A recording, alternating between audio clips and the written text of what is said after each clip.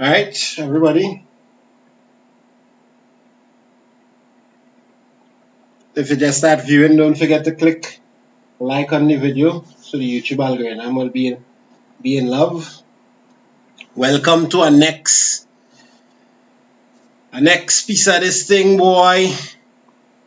Tonight we not do. Let me change the title on this video here. What we doing tonight, boy? We're doing functions.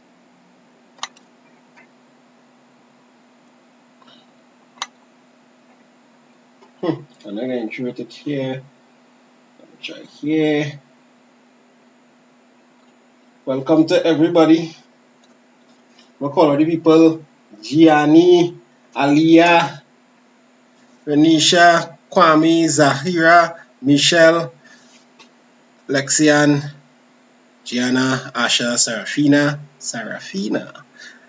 Kalim, Richie, Joe, Belinda, Jonica, Nadia, Trinidad, Joey, Aliyah. Good night, everybody. Charisma. We starting late tonight. As I told you, I came from a band practice. So, band practice finish around 9, so I had to set up and stuff, and that take a little while. Tonight we are doing functions. Anastasia, Dexter, Francis, Leo, Daniel, Tori, Simply Elegant, Joanne, Collins, Candy, Belinda, Elisha. I know we wouldn't have as much a packed house as last night because some people may be already in their bed sleeping. But we going down. By the way, tonight could be a late night. Tonight could be a late night, depending on how fast we go through this. Tonight we're doing functions. We're doing investigations. We're doing functions, relations, and graphs. And by investigations, I mean series and sequences. I take my time and pick out some of the hardest questions in the recent years to do.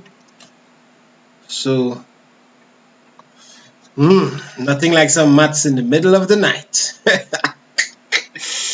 All you ready? All you ready? So this is the paper we're doing. This is 2000. This is 2009. Here, 2009. This is what happened in January. Everybody who did the January exams, this was here.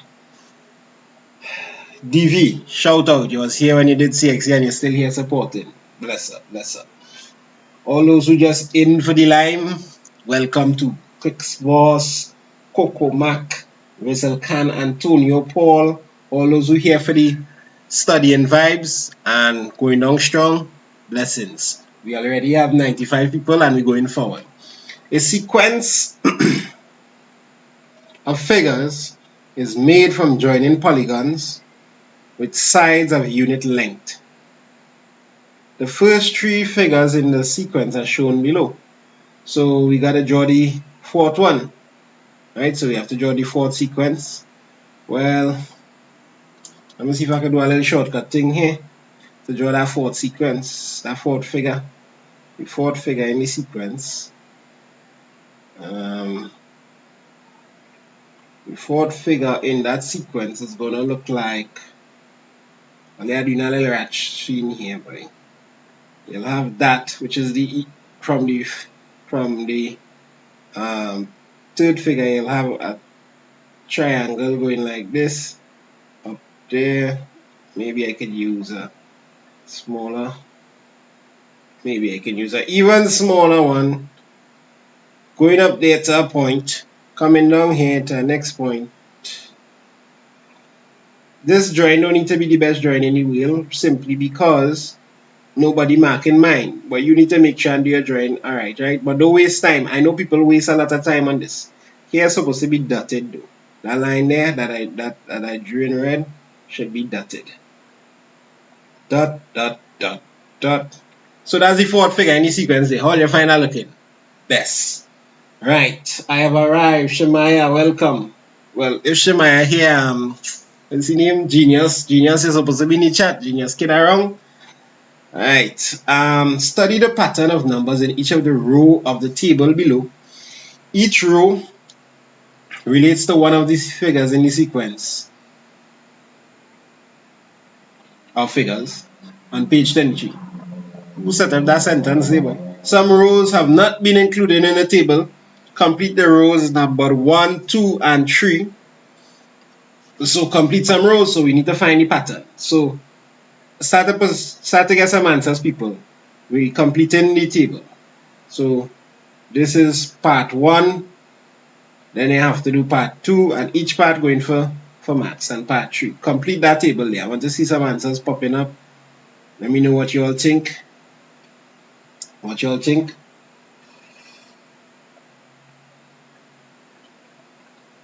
Oh, reminder, don't forget to press like on the video as you're watching there. The more people press like, the more it goes out, and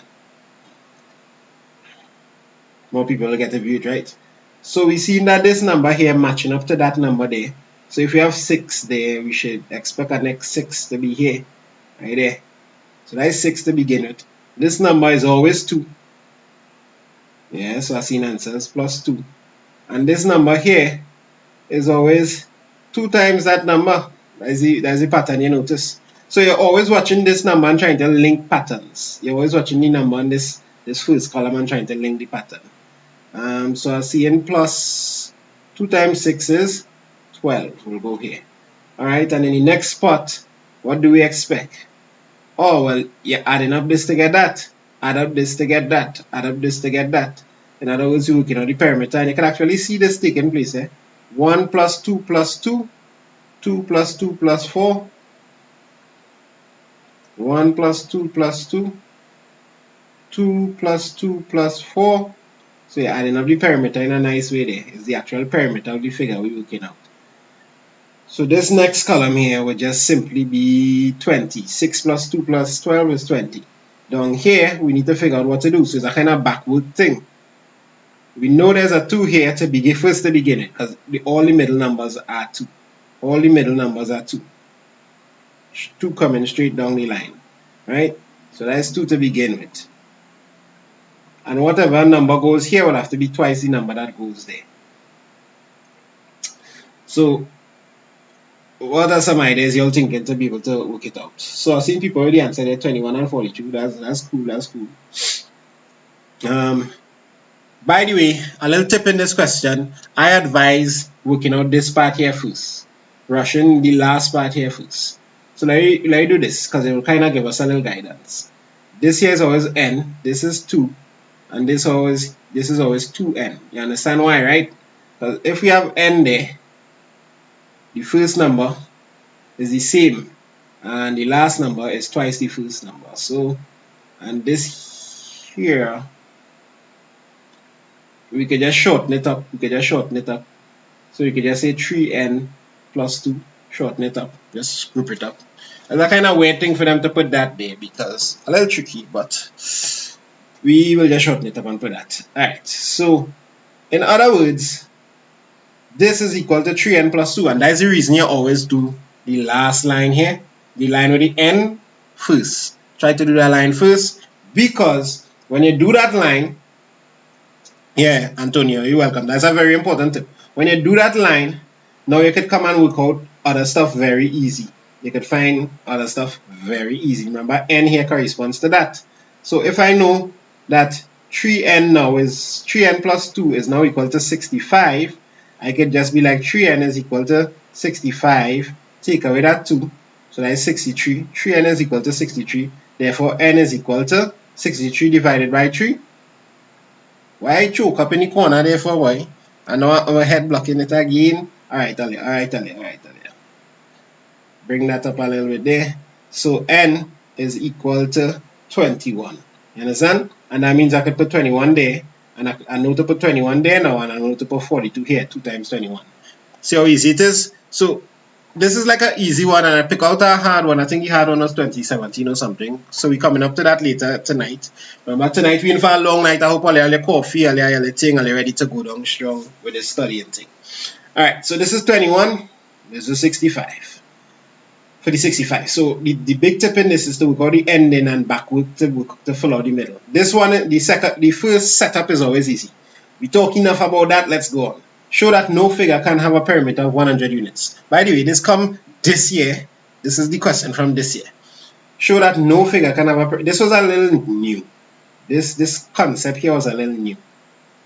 But it's kind of simple how to show this. Remember, the setting is 3n plus 2 is equal to whatever. So this would be the premise here. If the figure has a perimeter of 100 units, then 3n plus 2 is equal to 100, and n must be an integer. N must be an integer for it to work. N is a whole number, right, going down. Well, not really a whole number, but a positive integer going down. It's a natural number going down. So let's see if we can get n to be an integer. So this is 3n is equal to 100, take away 2, which is 98. And immediately we see 98 is not exactly divisible by 3. 98 divisible by 3. This is not a positive integer. Positive integer. So no, we can't form a perimeter of 100 units. Everybody understand the concept in that? So some people lost out here. So you get 36 and 2/3. So n here is 36 and 2/3, or 36 and 2/3. And watch the table. Watch the table. N must be a whole number. N must be 1, 2, 3. It are no 3.5 or anything here. So once it's getting a whole number, it means it can't work. It just can't work. You got thing can't work. Good night, sir. I'm a little late. What year are we doing now? This is 2019 January. One shop one time YouTube will post it after. Well done, Antonio. You're starting to know the play. Shania, sir, you didn't post the AdMat secret today. Shania, the AdMat secret is I'll be doing some live on Instagram. That's the secret. It's out there. Right? So I'll be doing some live on Instagram for AdMat students. But most likely that'll take place next week. I wanted to do a little practice and I wanted to do a little practice today, but time by today was well cut up. I had a long lesson session and yeah, all kind of thing. I teach maths 24/7. If you all know what's really going on with me. Alright, so complete the table below from the function 3 plus 2x minus x squared. In fact, my wife kind of want me to cut down and things, so there's a little balance, it is that way. Complete the table below. Everybody will be study cool. Complete the table below for the function f of x is equal to 3 plus 2x minus x squared. So we just completing the table below. This is straightforward. So it'll be like when x is negative 2, when x is equal to negative 2, f of x was equal to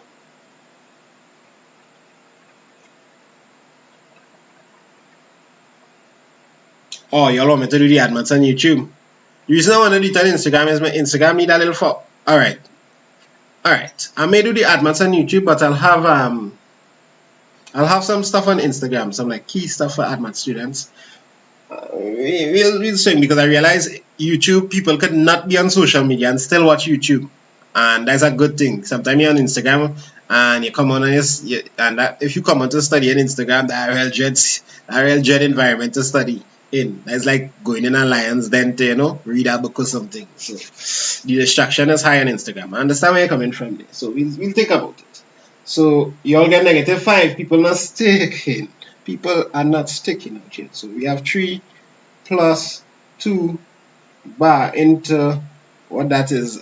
Take away that to be squared. And remember we're using -2, right? As the substitution here. So you have 3 take away 4. Take away 4. So we get -5 when you get that. Brilliant. What about when x is 2? When x is equal to 2, f of x would be equal to 3 plus, and we just substituting straight up into it, 2 by 2, take away 2 squared equals 3 plus 4, take away 4, so this is just 3. Brilliant. And what about when x is, oh, we done there. Alright, so you just put in them answers there. -5 and 3. And we collect what? 1 mark?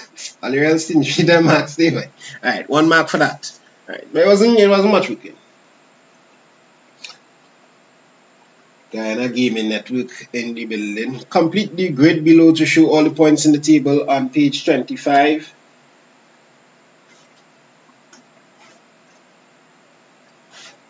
Complete the grid below to show the points in page. Oh, we had to draw a graph for that. We had to draw the graph, boy. Alright, Ali, this drawing graph thing. Let's see my graph page here. How that coming out? How that looking? That graph page ain't looking so good. So I'm gonna make my own graph underneath here. So let me see. It was up to 5, 5, 4. Right. I'm gonna make my own graph on that graph. My own graph will look better. We split that up into 5.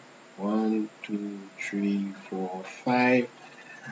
1, 2. Admire the dedication. Now let's sit down here watching me draw a graph. My way. Admire the dedication. Hopefully I'll draw a graph too. Hopefully I'll drawing a graph too. I can't remember how much that one went back to. Picture 2. Okay, I'm going up to 4. Going up to 4. So I can space out the one on the x-axis a little more for more action. Action 1, 2, 3, 4, 5. Alright, so now I could write in my numbers like boss 2, 3, 4, 5. Only find my energy levels is it more than last night. -4. I didn't get much sleep.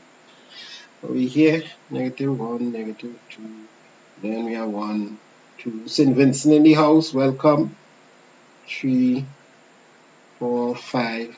Alright, so I ready to plot. Oof, it didn't really looking. Actually on the screen here looking good. The graph looking alright. So you plot in -2, -5. -2, -5. Oh, let's see what's going on here with this graph, right? Yes, you see that, right?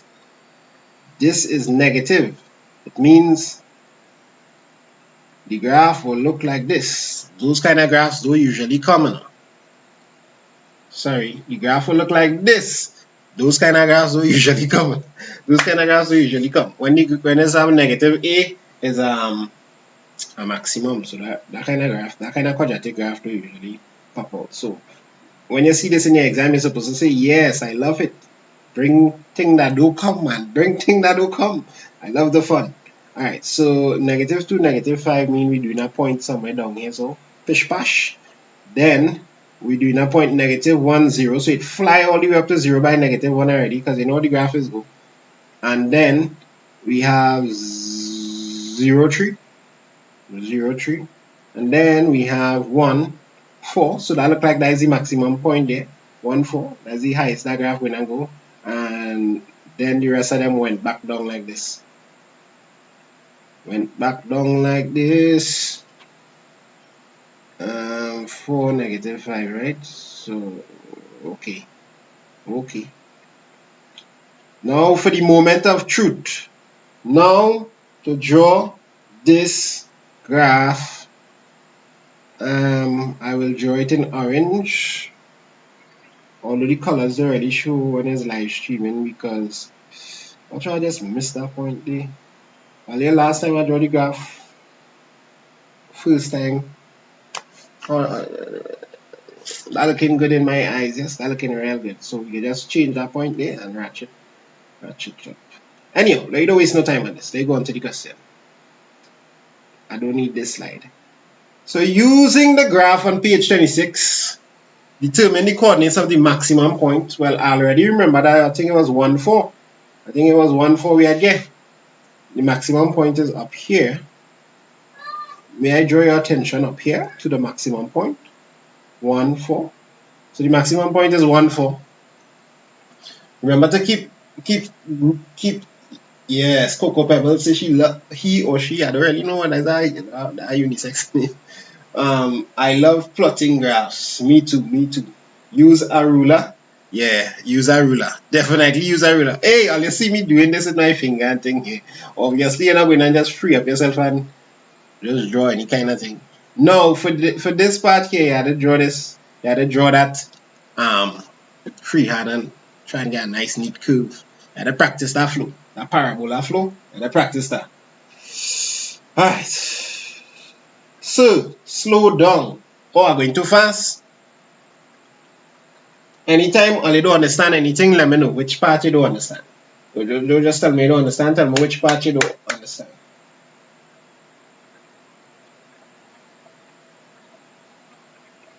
Somebody said they're not seeing at all. Everybody seeing this graph?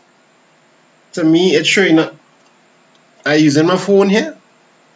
Well, my phone screen blanking out, but watch how neat that's showing up on my phone. Everything showing up real nice and clean. I'm going a little too fast for some people. A French curve, yeah, you could use a French curve, but no. When you're going through all that time to roll up that French curve and thing, you could use your hand, man. If you practice enough, you'll get a nice free flow.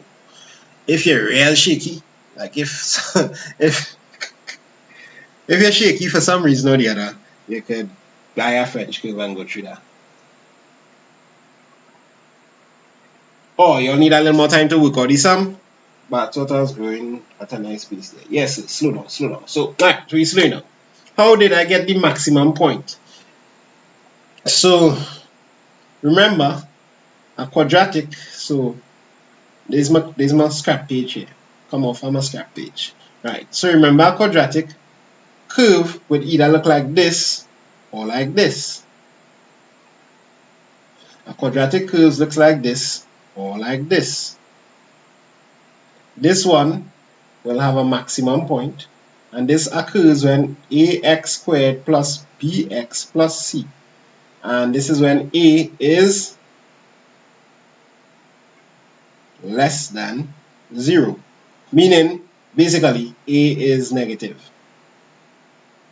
The number there, the coefficient of x squared is negative. Like now, if you watch now, the coefficient of x squared is negative. So we get a graph that looks like that.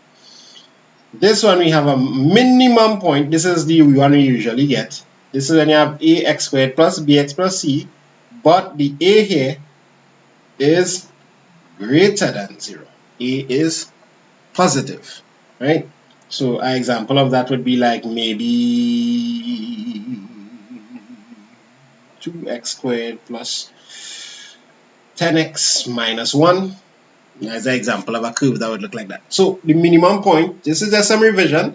Even the smart students could take in this. This is really nice. This is the maximum, this is the minimum.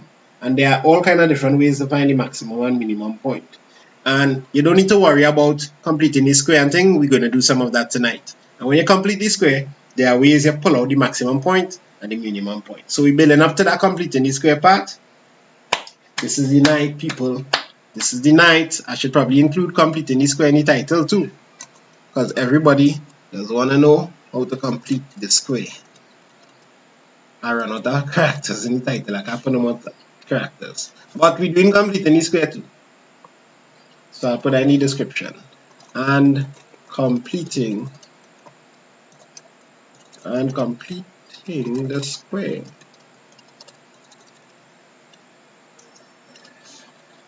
Alright, so when we reach completing this square, we'll see how we find the maximum and minimum and all the beautiful ways they could torture you with a question like that. Right? Yeah, so there's a channel called Do Mathematics or Do Maths on YouTube. Check them out for the paper one. I don't really do paper one, but do Feeling Brave and thing now. So you check him out for the paper one. So you practice them paper ones and you'll be able to do mashup, because you know the paper one is a repeat thing. Yeah, so we're coming up to complete the square. Hopefully people understand how I get the maximum from the graph now. So I just watch my beautiful graph, and I look up here and I find that this point is 1 on the x-axis, and this point is 4 here. And from my beautiful graph, I can now conclude that this is 1, 4. Remember, the x coordinate comes first and the y coordinate comes after. So 1, 4 is the maximum point. That's how I get the maximum point there. the range of values for which f of x is greater than 0. F of x is just a way of saying the curve. F of x is just a way of saying the curve, the function. Y, not necessarily always y, but y in the case of the function. So we want the range of values of x for which f of x is greater than 0. Where is f of x? Where is the curve above 0? First, I need to put in 0 in my graph. 0. All right. So where is the curve above 0? So you look here. This line, aka the x-axis, is the cutoff point. So everything above here is what we want. That's when the curve is above 0. So when is the curve above 0? Between these two numbers. The curve is above 0 between those two numbers. F of x is greater than 0 between those two numbers. Now,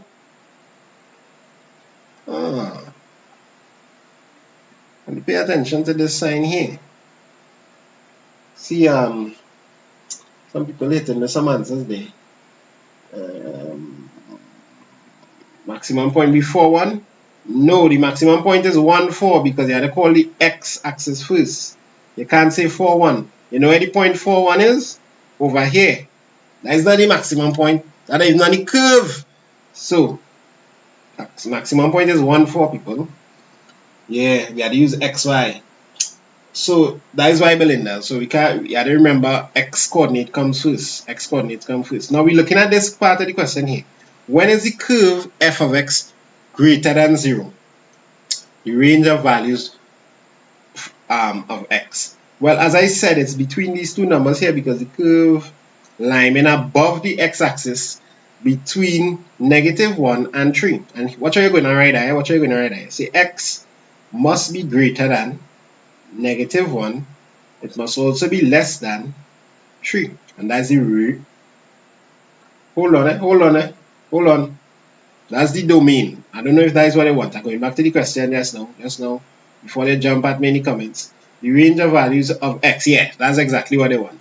But why they use the word range? Anyway, so this is the range of values of x for which f of x is greater than 0.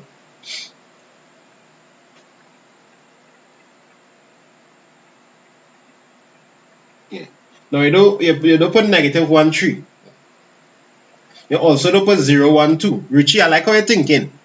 But it's not really 0, 1, 3. They didn't actually integers. They actually range. So it actually could have -0.5.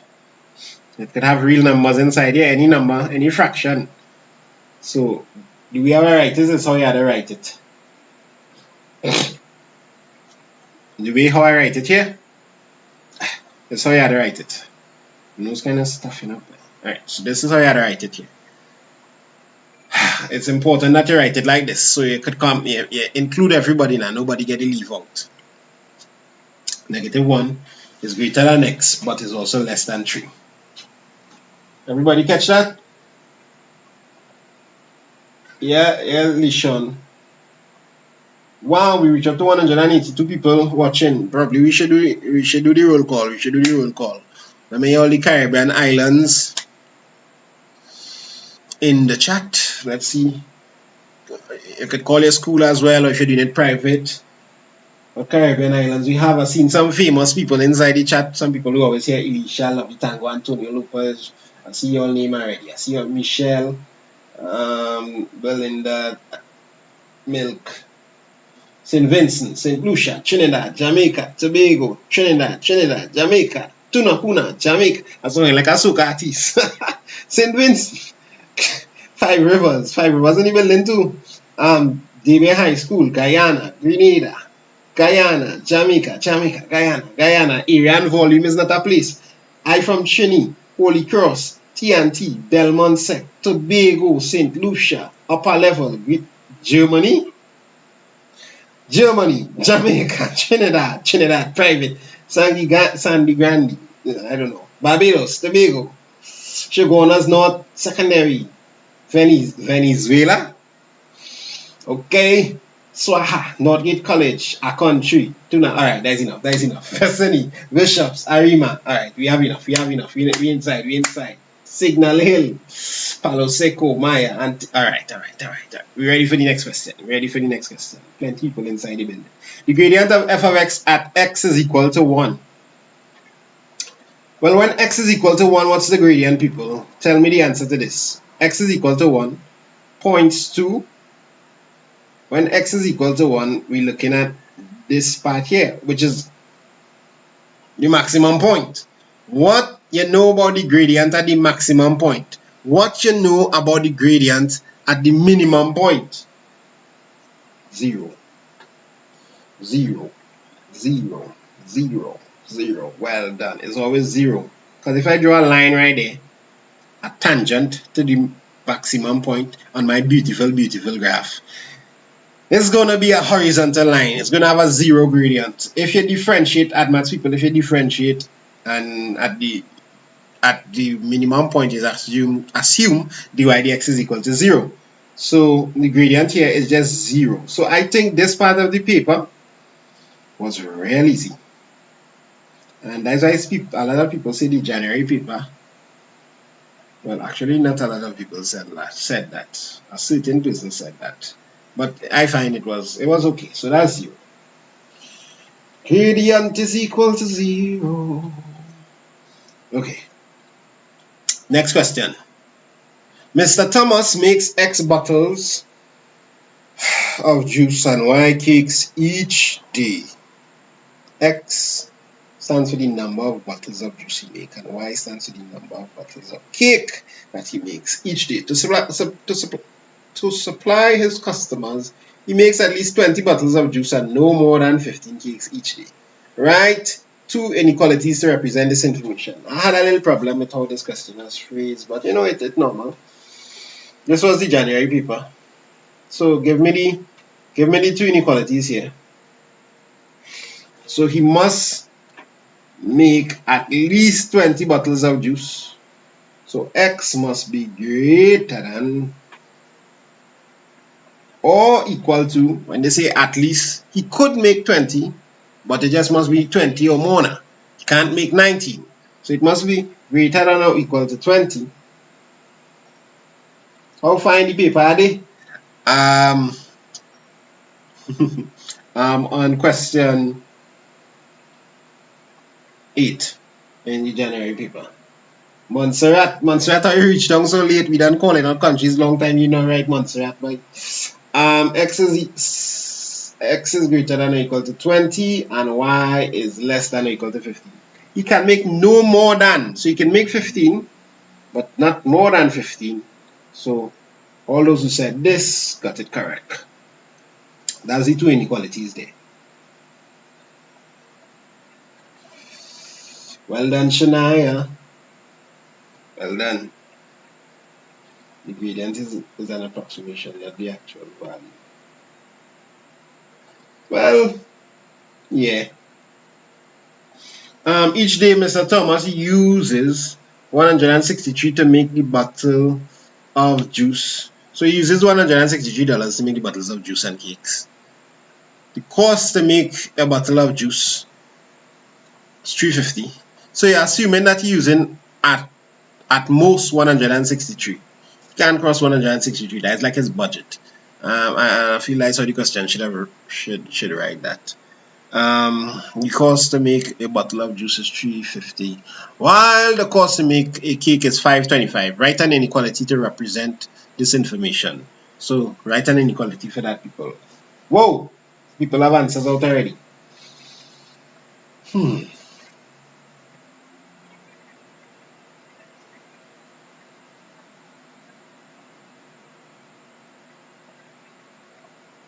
What time I come on live? I usually come on 9 o'clock, but tonight I had to come on a little later because I had band practice. I play the keyboard.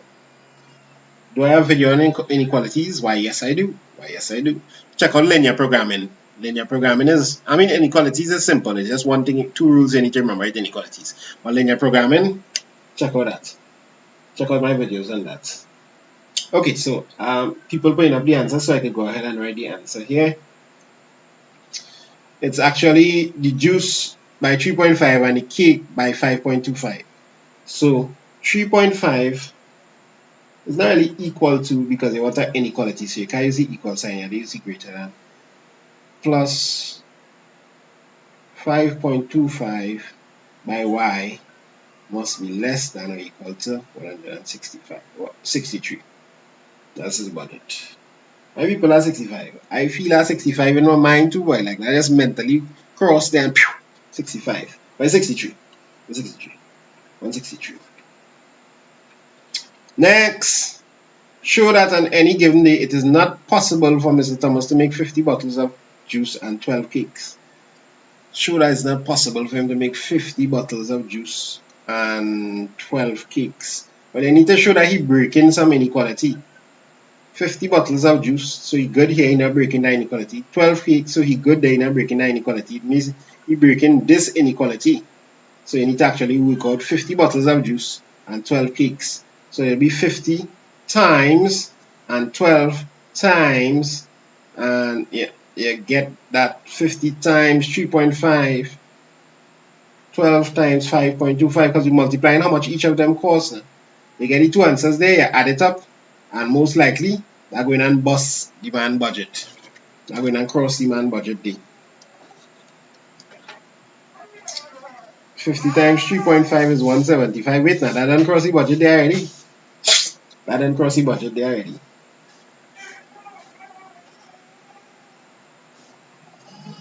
Why I come on so late? Because as we teaching classes throughout the day, and I had practice today. Alright, so 12, 50 times 3.5. So he burst the budget there already. He doesn't have that paper. He doesn't have that money. Mr. Thomas does not have the money.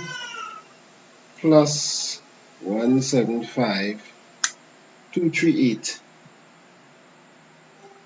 This is more than his budget. More than his budget of a meager 163. Next question. Alright, so in this question you have to draw the fourth figure in the sequence. And when we give students this to draw, is waste real time in the exam.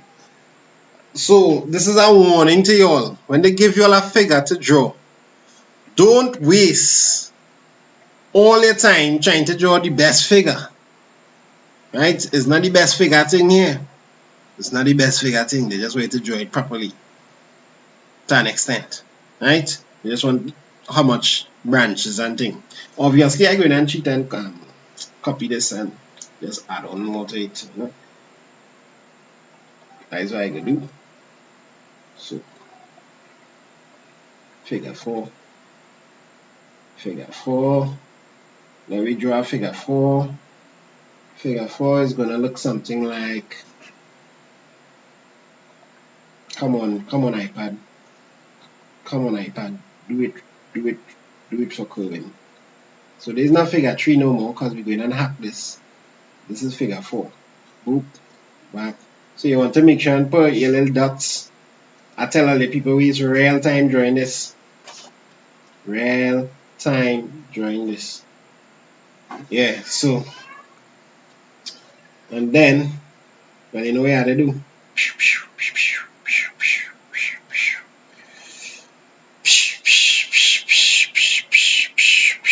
Bam, that is your fourth figure there, right? So don't waste time drawing that. Make sure you know.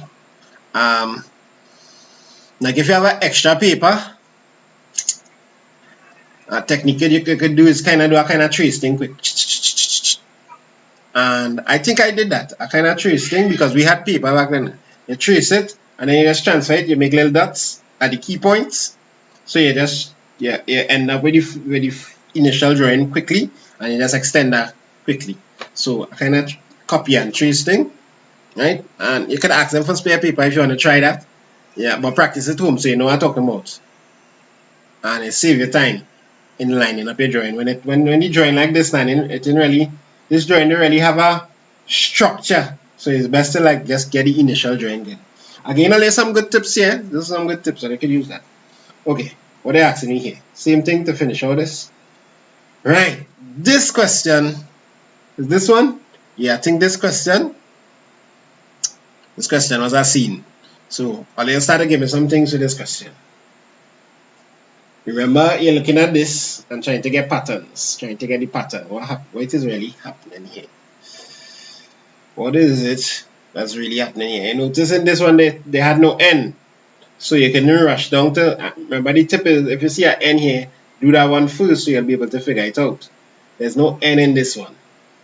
And once again, I say this certain type of investigation question is a time wasting question.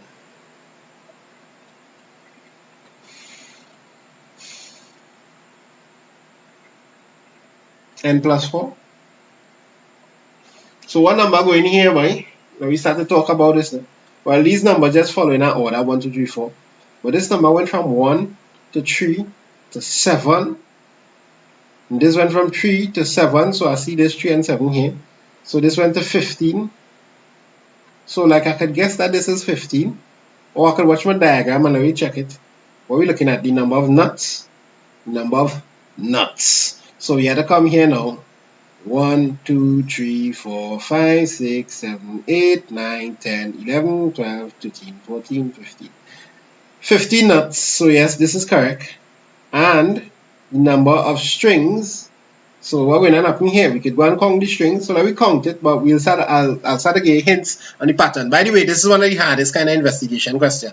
Patterns hard to find in this one because you see it's increasing exponentially. It's not increasing, it's not going up by 3, going up by 3, going up by 3, going up by 3. It's not doing that. It do a kind of increasing by a bigger amount each time. Anyhow, so like count the number of strings. The first 1, 2, 3. Yeah. So you don't need to actually count out all. You can just base off of the last set of strings. 15. 15 was in the last set. So just add 16, 17, 18, 19, 20, 21, 22, 23, 24, 25, 26, 27, 28, 29, 30, 31. 31 strings, people. And now, for those students who maths sharp, you will begin to see a little pattern taking place here. You will begin to see it. Tell me if you're seeing it. Tell me if you're seeing the pattern. These numbers in itself kind of crappy. The numbers in itself kind of crappy. But the next two important numbers that you're supposed to be seeing happening. The next time important number. Like if I add 1 to this is 4, 8, 16, 32. What about that? What about that? 4, 8, 16, 32. We know how to get that. We should know how to get those numbers. 2k plus 1, 2k plus 1. That's not correct. You can't use 2k plus 1. Okay, let me show you. If we had 2 and we use 2k plus 1, for this, you get 2 by 2 is 4. 4 plus 1. You can't use 2k plus 1. You can't use 2k plus s times 2. You can't use s times 2. 2n plus 1 minus 1. Wait! No, Elisha, I can't use that. 2s plus 1. Nope. Not 2n plus 1. For example, if I had 4, 2 by 4 is 8. 8 plus 1 is 9. It's nothing like that. And that is why this question wastes people's time for trying to find the pattern. I just gave you the clue there actually. Yeah? So let me write back the clue. I'm waiting for somebody to bust it. I'm not telling you. I'm not telling you. Somebody figure it out. 2. This is 4, this is 8, this is 16. 4n squared minus 1. That hot's in my head. I'm going to check that one just now. 4n squared. 4 by 4 squared, 16 by 4. No, that can't work. That just out of hand. 4n squared minus 1. J, good try. But no. Odd numbers, no, no, no, no, no, nope, nope, nope, it's not there, it's not there. Look the pattern here. How do we get this pattern? How do we get this pattern?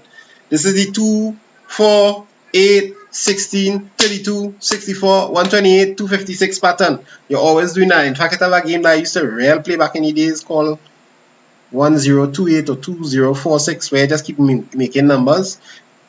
Anyhow, so how do we s squared minus 1, no. 8 times 2, no. 2 to the 4th power. Candy, you're onto something there. Candy, you're onto something. Think about what you say there. 2 to the 4th power, you're onto something. We're trying to make a pattern. We're trying to establish a pattern. For example, if this was n, how do we get this? How do we get that? And as I said, this is the hardest, listen to me, this is the hardest investigation style of questioning. When you can't see a pattern straight up like the 2n plus 1, those kind of patterns. When the pattern following an exponential thing, it's more like a GO, what in advanced we call a GP. 2n multiply each by 2, 4, no, n2, no, no, no, no, no, no, no, no, no, no, no, no, no. K to the power of 2 is close. 2 to the power of n minus 1. That's what we're looking for. So let's see about that. Let's check that. 2 to the power of n minus 1. It may not be correct, but it's practically on top of the answer. If we have 2 to the power of 1, what do we get?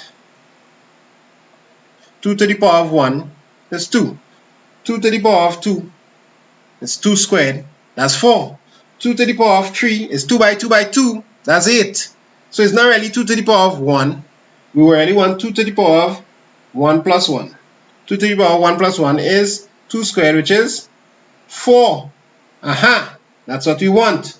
2 to the power of 2 plus 1 is 2 to the power of 3, 8, which is what we want. So the answer, which is kind of hard to see, is 2 to the power of n minus 1.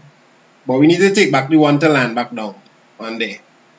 Now we could do this a little, we could simplify this 2 to the power, we could simplify this, we could have 2 to the power of n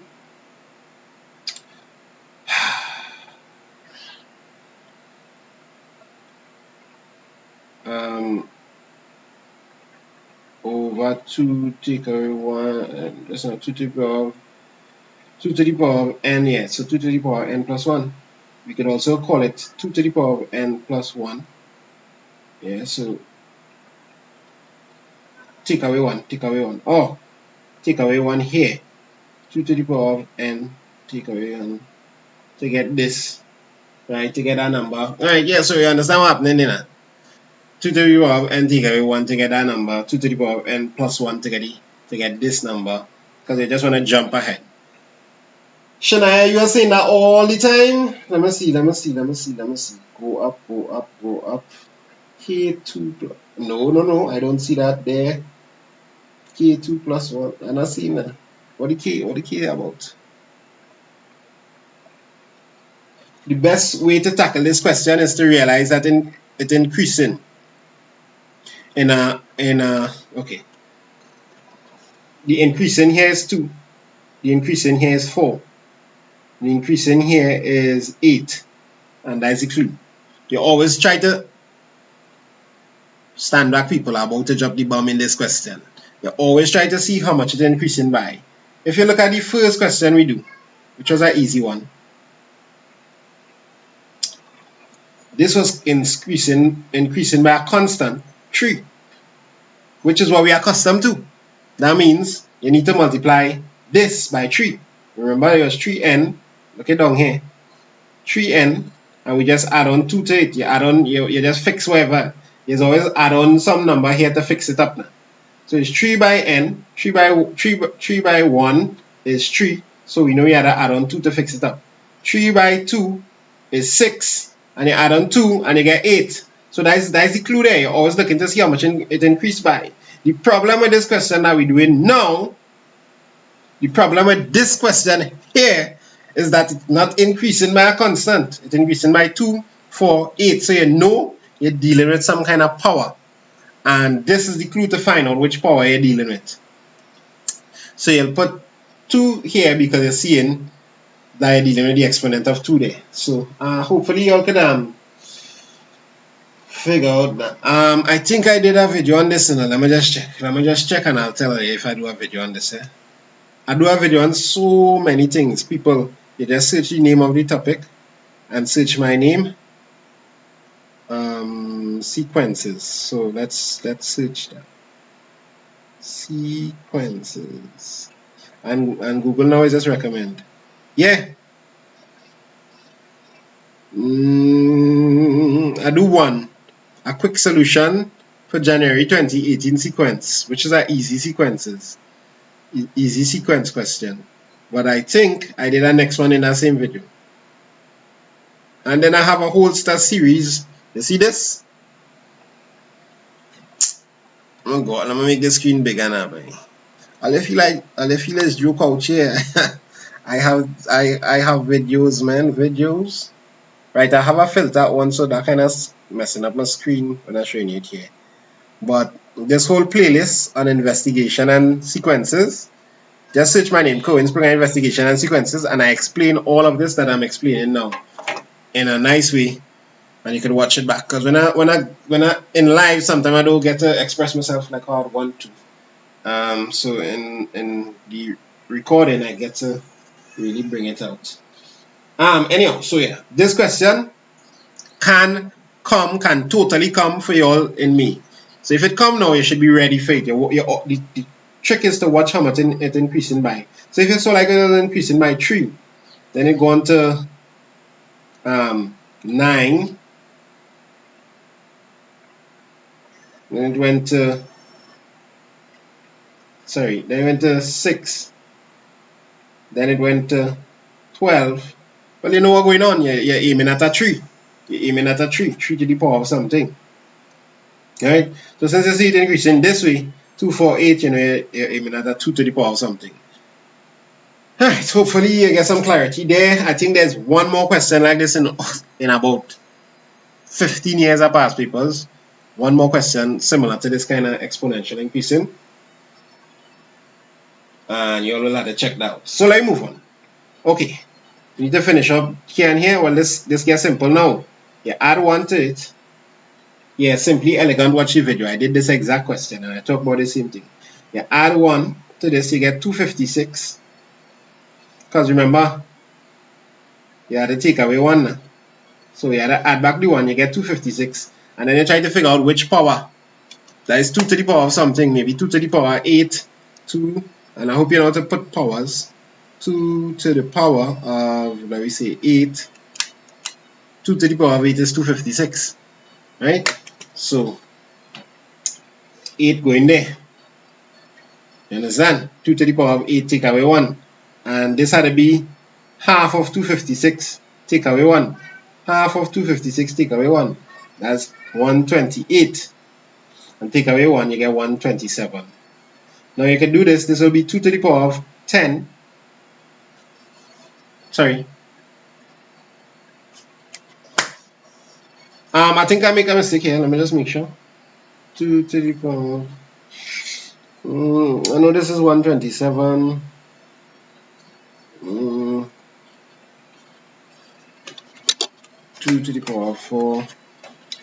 2 to the power of 4. I'm just making sure it's that number. 2 to the power of 4. Take away 1. Yeah, so I make a mistake here. This will be 7. Because I get half of this. And this is 2 to the power of 7. 2 to the power of 7 is 128, take away 1. So this number is 7. 2 to the power of 3. Take away 1. Yeah, good thing I see that mistake, boy. Whew. So this number here is 7. Because if you put 2 to the power of 7, you get 128 and you have to take away 1. 2 to the power of 10 is 1024. 2 to the power of 10 is 1024. Take away 1, 1023. Multiply 1024 by 2 to just go to the next power now. You understand?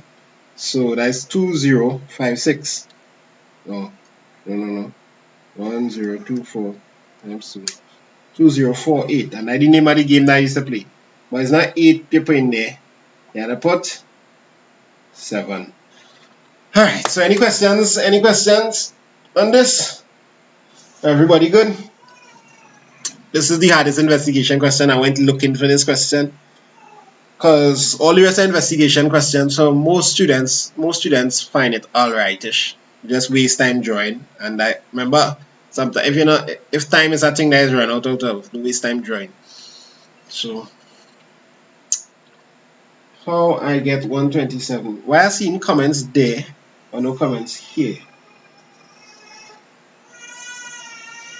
Yes, now I must be missing out some comments.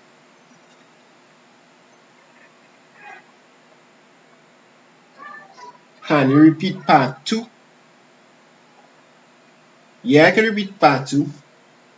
Okay, I don't think I missed out any more comments. So this is 256.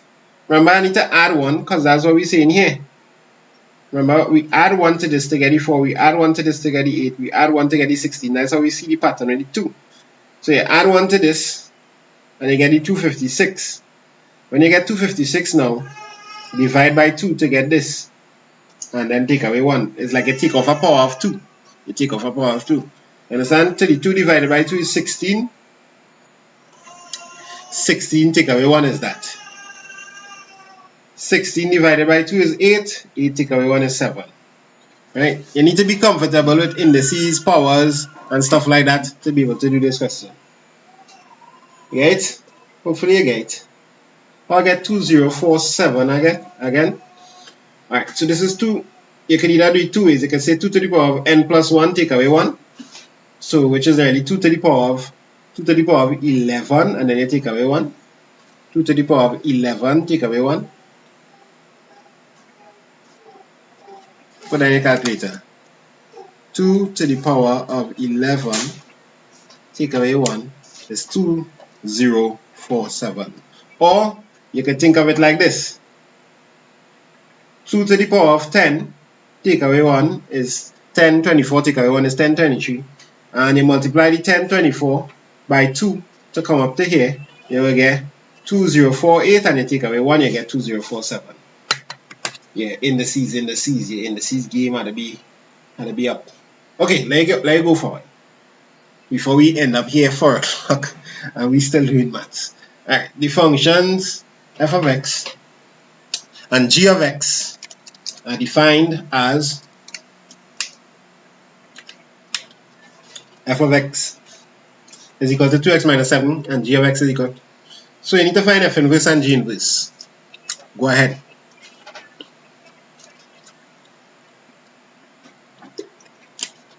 Remember, this is, I think this was May 2017. I think that's where this had thing come from. So this is May 2017 we do it here.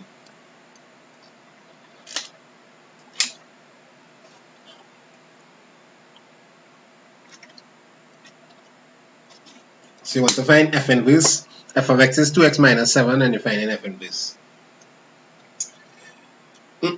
So this is very easy. So you say let f of x equal y. So you'll have y is equal to 2x minus 7. Well,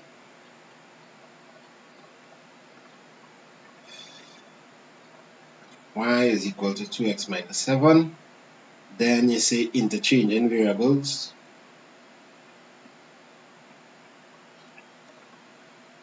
Always put your steps in this. This kind of question is supposed to just be like clockwork. Interchange variables. I've seen people pelting out the answer here. X is equal to 2y minus 7. And finally, your last step is to make this new y the subject of the formula. Remember to write out that I just write s of f, but you need to write out the subject of the formula. So if you want to make that the subject of the formula, the first thing you need to do is bring across the 7. Excuse me, and you'll finish off with y is equal to x plus 7 over 2. So therefore, so do the next one now. Do the next one, people. Is equal to x plus 7 over 2. So In the other one, we have x squared plus 1. So we have g of x is equal to x squared plus 1. So once again, we let g of x be equal to y.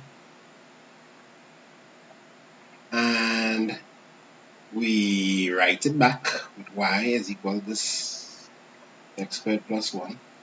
Then we say interchanging variables.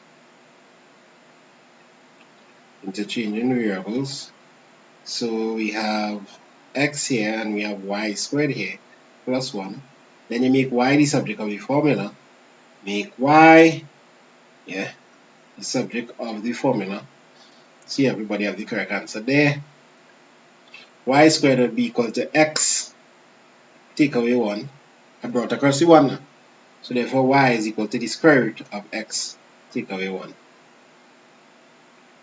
And this is how you do that. Next question.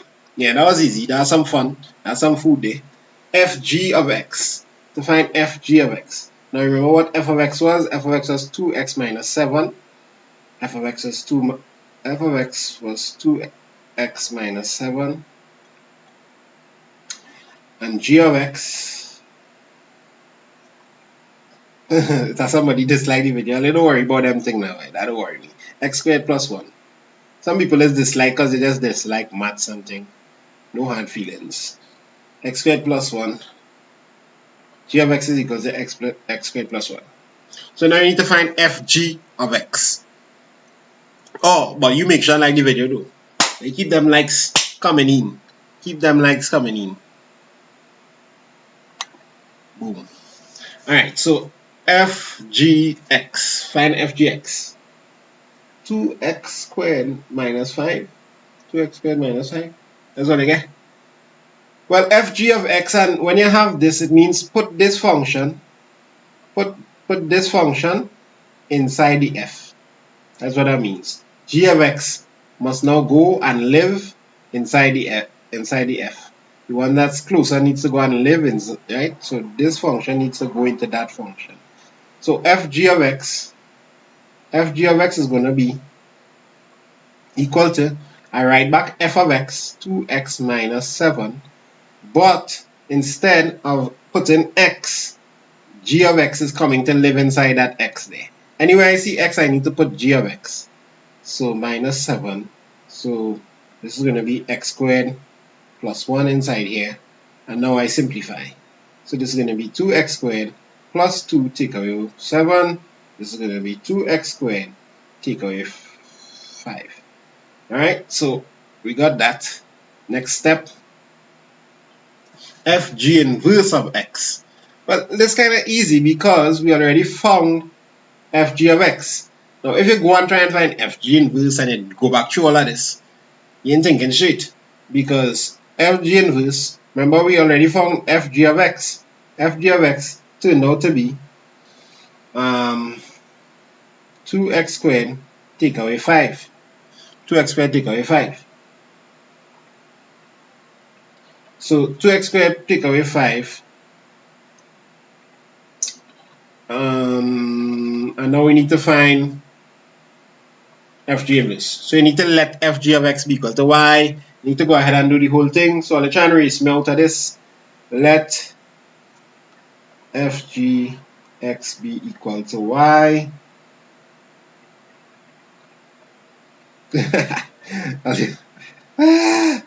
So therefore y is equal to 2x squared minus 5. Interchange them variables. So we get some practice on this tonight. Interchanging variables. Now, what happening here? You get x is equal to 2y squared minus 5. Make y the s of f. Make y the subject of the formula.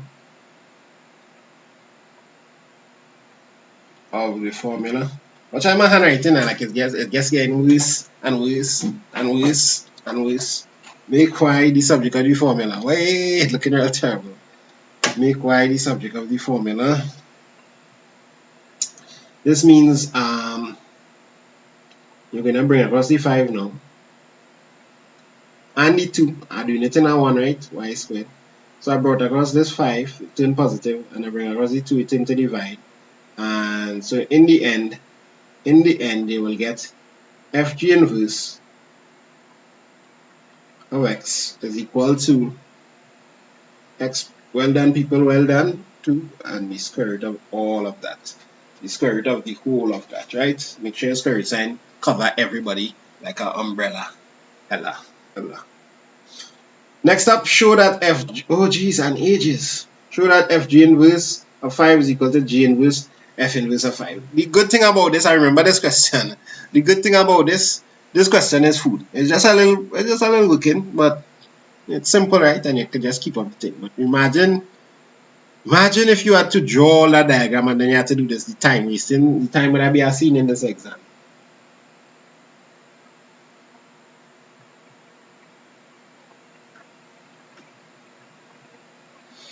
Yusuf Ramuta, if you're here till the ending of the night, remind me about that 2015 paper number 9, right? Remind me about that. We'll talk about that. If you're here till the ending, we'll bring up that question and we'll do it. But right now, we're continuing. So fg inverse, so you just need to you're proving this. We already find what fg inverse is. Fg inverse of x, we already found that to be the square root of x plus 5 and 2. Square root of x plus 5 and 2. And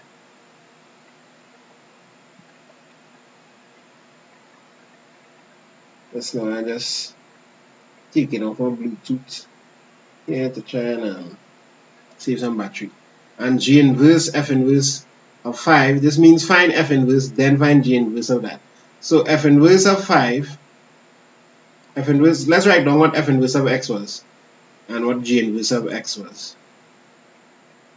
F inverse of x was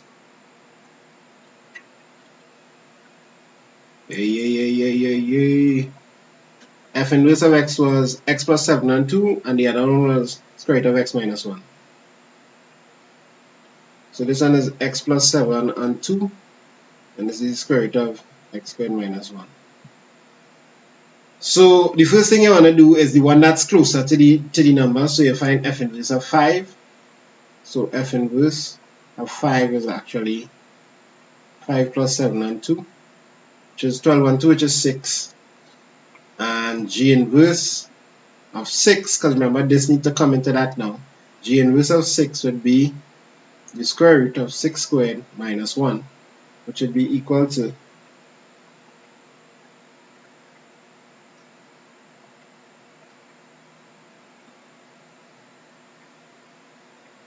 is that x squared? Oh, it's x. My bad. So it was x. Thanks. Elisha, you're paying attention while you're not playing. Take off that squared D. That squared of that. That squared of that gave me some nightmares. Take off that squared already. So it's the square root of 5.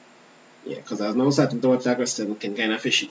Alright, and this one is actually, so if we find fg inverse of 5 here, we'll actually get straight up the square root of 5 plus 5 and 2, which will be the square root of 10 and 2, which is also the square root of 5.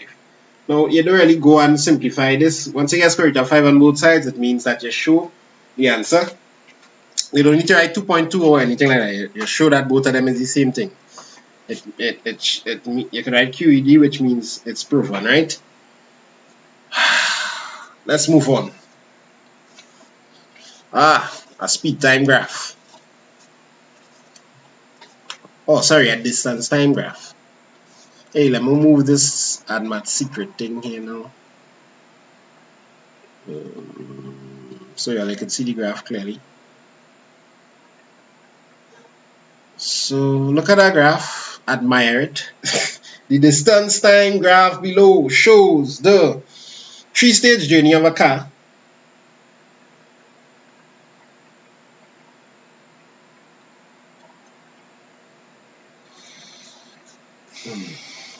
Kimberly has an important question.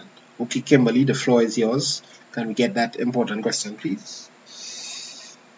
The distance time graph below shows the 3-stage journey of a car traveling from a tongue A to a tongue C. went from this tongue A to that tongue C. Oh no, the tongue C up here. So the tongue C quite up there. Kimberly, we waiting on your question. Are all questions in the maths exam compulsory? Yes. As of last year, all questions in the maths exam is now compulsory. This is why when you're doing your past papers, you do everything. Don't play picking and choosing. As of last year, they switched the syllabus. So everything is, you do everything now, buddy. So immediately we know that in a distance time graph, the gradient in a distance time graph, like if you find the gradient of a line on a distance time graph, what you're finding? What you're finding? The gradient of a line on a distance time graph is speed, right? So the gradient is equal to speed. And let's take a clean page and let's just talk about the two types of graphs very quickly. In this question, it's very possible that you can see that it can meet you a speed time graph or a distance time graph.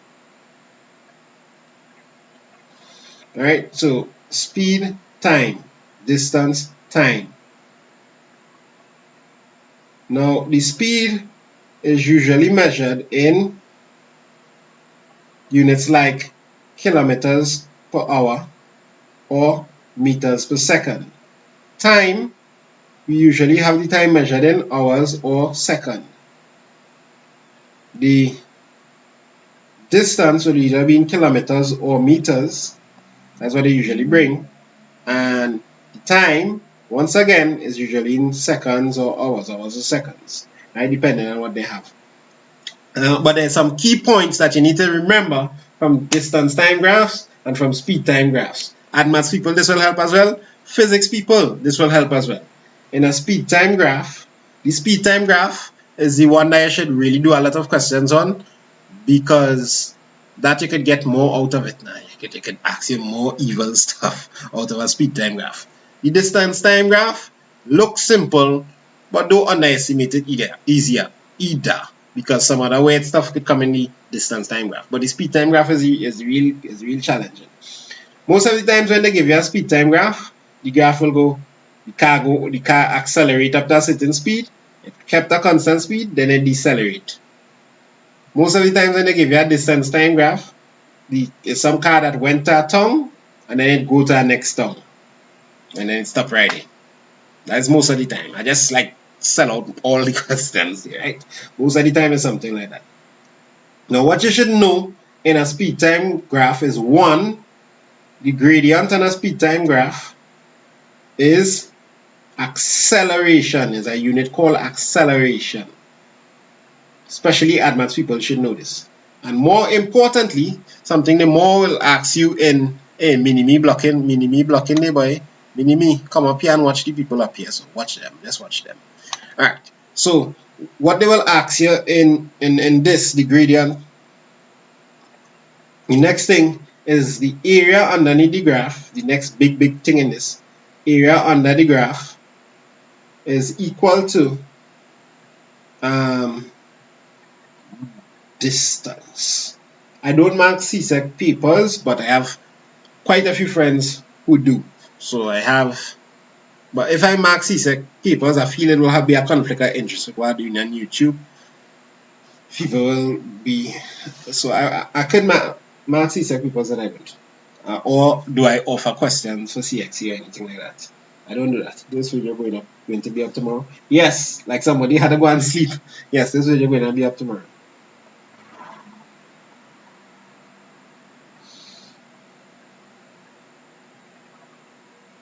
Yeah, John Doe, you're asking some legit questions there. So I just said in AdMaths, this unit would be written as velocity, which basically means speed, but it means speed in a direction, right?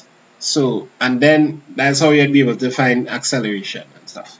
All right, but the gradient, let's keep going. The gradient in a distance time graph like this one in this question, we didn't even do the question yet, but this will help.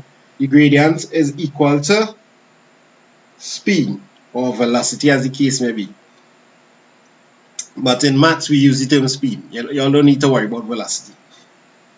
And the area under the graph is nothing useful here. So the area under the graph is nothing useful. So you just need to know that the gradient is speed. So these are the key points that you need to know for a speed time graph. The gradient is acceleration, area under the graph is distance. In a distance time graph, the gradient is speed. Now what's something? One more thing.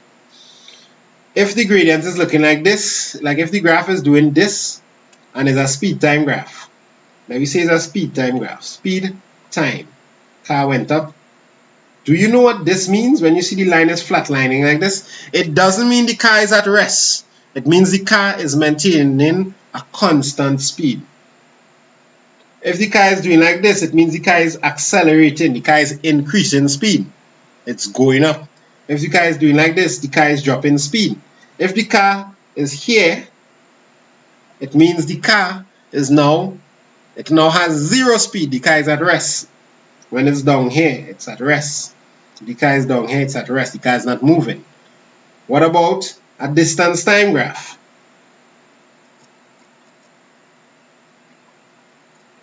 If I thought I'm looking at upper level, not really. If we have a distance time graph now,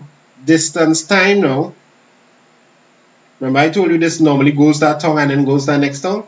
Like they'll put the tongue here sometimes, they'll put tongue A and put tongue B, or sometimes they'll write tongue A here and tongue B. Same thing they are speaking about for a distance time graph. Now if you see the car or the person on the bicycle doing this, it means they are moving. It means they are going at a constant speed. If it's a straight line, they're going at a constant speed.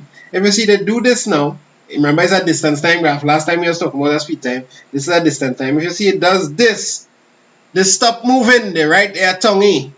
Or here, they stop moving, they're living in tongue B now.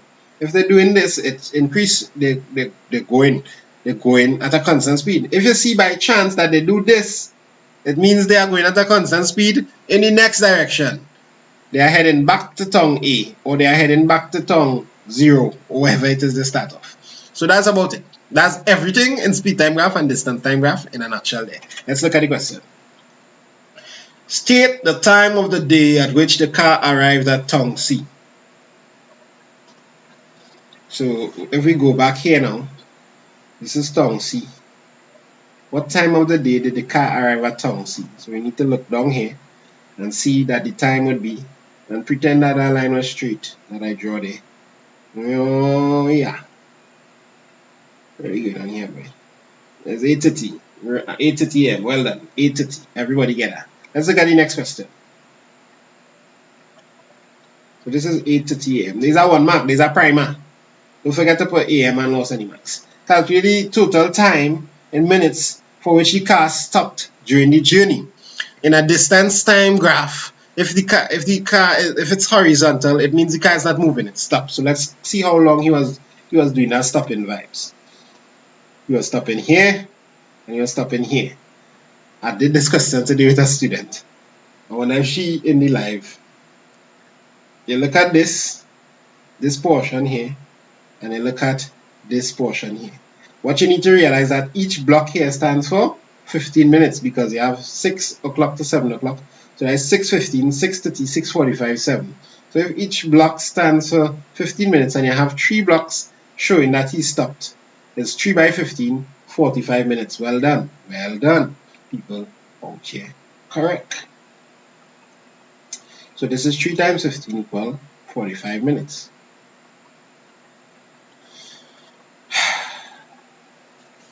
Determine the constant speed of the car during stage 2. How do you find speed? Speed is gradient. What's the formula for gradient? So let me start off. We need to know the points. So we say gradient is equal to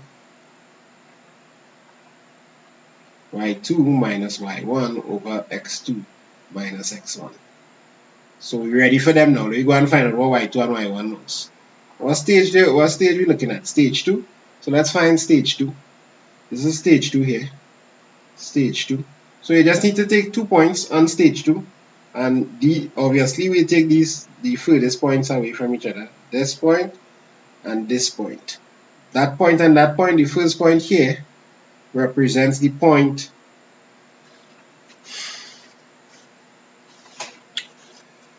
Now, there's a kind of little problem here. There's a little problem here. Let's see what they want the unit in. I'll explain the problem to you just now. Determine the constant speed. Alright, they didn't ask for any units, so you're going to use the units of kilometers per hour. Like this here, this is 730, right? Some people will use 730. It goes up to what? 830. 830, so that's your x1 and x2. To take away the 830 from 730 could mess up some people, but obviously it's 1 hour. Use your units in hours, so don't go and take away 830 from 730 and get something weird.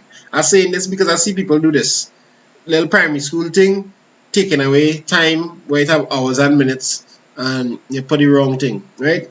Like they don't remember that minutes when you reach up to 60. So make sure you know how to add and subtract minutes. Okay, that's the problem. And here we went from 40 to 100. So the 2 points are 7, 30, 40, and 830, 100. Understand? It's like the x1 and y1 and x2 and y2. So this is like x2, y2 here, and this is like x1, y1 here. So now we can just go ahead and find the gradient. Now you already see now I'll be divided by 1, so it's basically 100 take away 40 is the answer. Straight up, and I've seen people putting the answer out already. So 100. So you have 100 take away 40 over 830 take away 730, but will be 60. You already seen that's 60 over 1, which is really 60 kilometers per hour. The unit is in kilometers per hour. That's how you measure speed. Alright, so big man, you could come back down. Not the whole screen. You, not the whole screen. Jeez, man. Yeah. Small me could come back down in the corner here. Watch the people them. Right. What's next? Easy. I do these in my sleep. John Doe. Alright. Isn't that same as changing distance of stage over time taken? Yes. That's the same thing. Same concept. Calculate the average speed of the car for the time during which it was moving. So we need to check all the time it was moving and add up all them hours and the total distance it moved. What's the total distance the car moved? This is a little tricky. Let me just erase off everything because I done with it. Come off. Come off.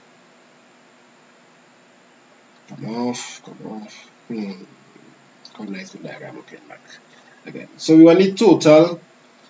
Listen to this question and listen to this question very carefully. Calculate the average speed of the car for the time during which it was moving. So anytime you see like a line going up or down, that means the car is moving. So we want the average speed. Average speed, once again, you can look out the speed as the gradient, or you can remember that average speed is distance moved over time taken. Distance moved over time taken. So average speed is equal to the distance, total distance moved over the time it took to do this. So we need to find the total distance the car moved when it was moving. So it's very easy to see. Instead of trying to add up little pieces and then go, remember distances for the advanced people who would be overthinking this, distance is a scalar quantity. So anytime it moves, you're adding up a distance. Anytime it moves. So what really happened is the car went straight up to AC. It went from A straight up to C. So it went 100 kilometers. Even though it stopped in between, it still went and eventually finished at 100. And then it went back down to Tongue A. It went to Tongue C and it come back home to Tongue A. So the car moved a total distance of 200 kilometers. And how long did this take? Well, you add up all the blocks. So we have 1 hour plus 2 hours plus 1, 2, 3, 4, 4 hours, 4 by 15, hour and 15 minutes. So 3 hours and 15 minutes. 1, 2, 3, 4. 1, 2, 3, 4. 3 hours and 15 minutes. So it took 3 hours and 15 minutes. Now 3 hours and 15 minutes really stands for, and this is the next problem here, it really stands for 3¼ of an hour. So 3.25 is what you put here. If you want to do the maths on your calculator, it's 3.25. It's only have 3 hours and 15 minutes. It's 3¼ of an hour. 15 over 60. So it's really 3 and 15 over 60 hours, which is 3.25. And when you work out that way again, I've seen people saying 30.8 kilometers, I believe earlier.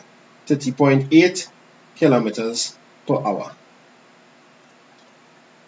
This paper has 1 million questions, not 1,900,000. Alright. A sequence of figures. Once again, you know how we're going to do this? I'm going to just copy this and duplicate that. Make sure and read the question. Like a habit that really good students have is when they see something and they remember it from past papers, they immediately just attack it. That's how it's lose. Come on, mosquito, stay out the life. That's how it's lose marks, people. Read every sentence, every word on your maths paper.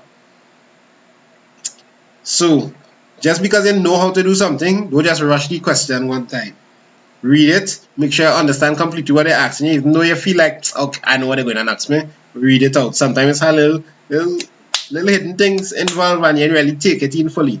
Be fully aware and alert in your maths exam.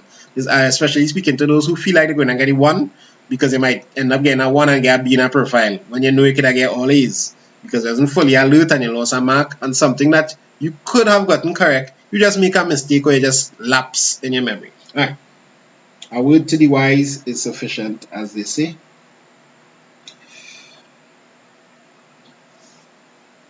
Alright, so let's just squeeze in our diagram there. You go so, figure 4, boom. So figure 4 is really chop chop cha, chop chop cha, chip chop cha, and chop chop cha. Right, so that's figure 4 there. Just adding some more. So if you notice, this one just increasing by 4 every time. So this is not a hard question. We'll figure this one out pretty easily.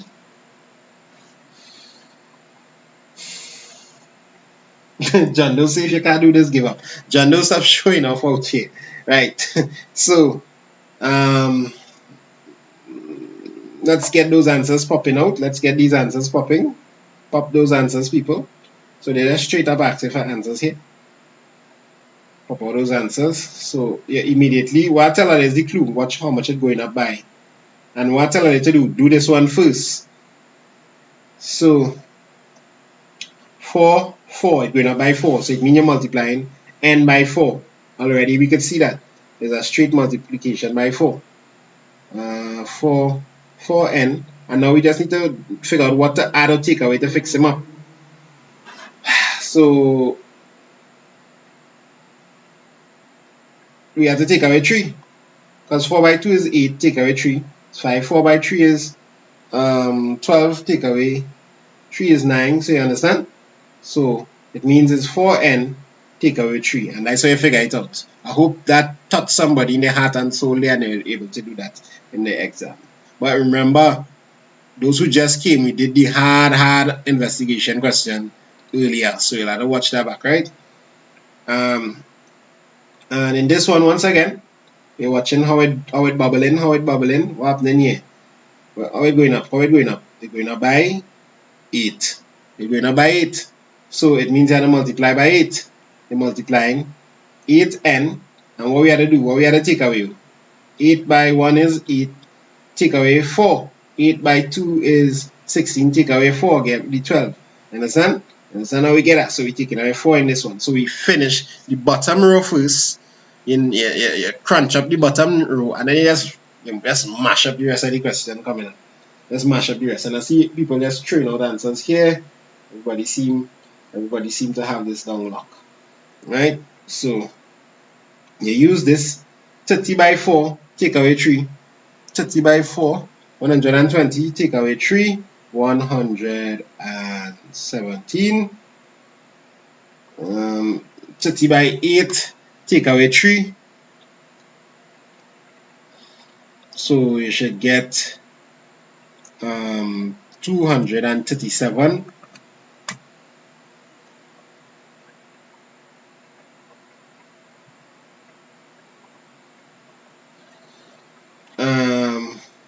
You go backwards here now. Oh, this is a little tip. 236. Yeah, you're taking away 4. 30 back. 30, yeah, 236. Yeah, that's just to see you paying attention, man. That's just to see you paying attention. All right, so the 45 here. This pay attention. This is and I'm going to give you one more thing on investigation here.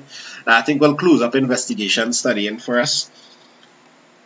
Like if they give you this and you want to go backwards, what do? You just do this in reverse. So you see how you take away 3? The first thing you want to do is add 3 to this. And you see how you multiply by 4? Then you want to divide by 4. So you add 3 to 48, so you have 45 plus 3. Add 3 to 45, so you get 48. But mine thinking fast. That's what's happening with no sleep kind of things. That's just all the way things is happening. So you get 48 and then you divide by 4. So your answer here is 12.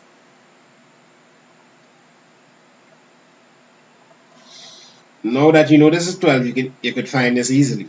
So you say 12 by 8, take away 4.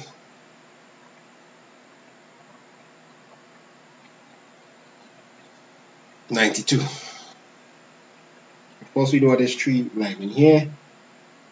And this one you could just watch a diagram and get this, or you could just see that going up by 4 here. So you have your 13, and this going up by 8, so you have your 28. Gee, I don't understand the end part. This end part. Yeah, I'm gonna repeat this end part. Repeat 4, repeat 4, repeat 4, repeat 4. Alright. If on the say so. Let's repeat over 4.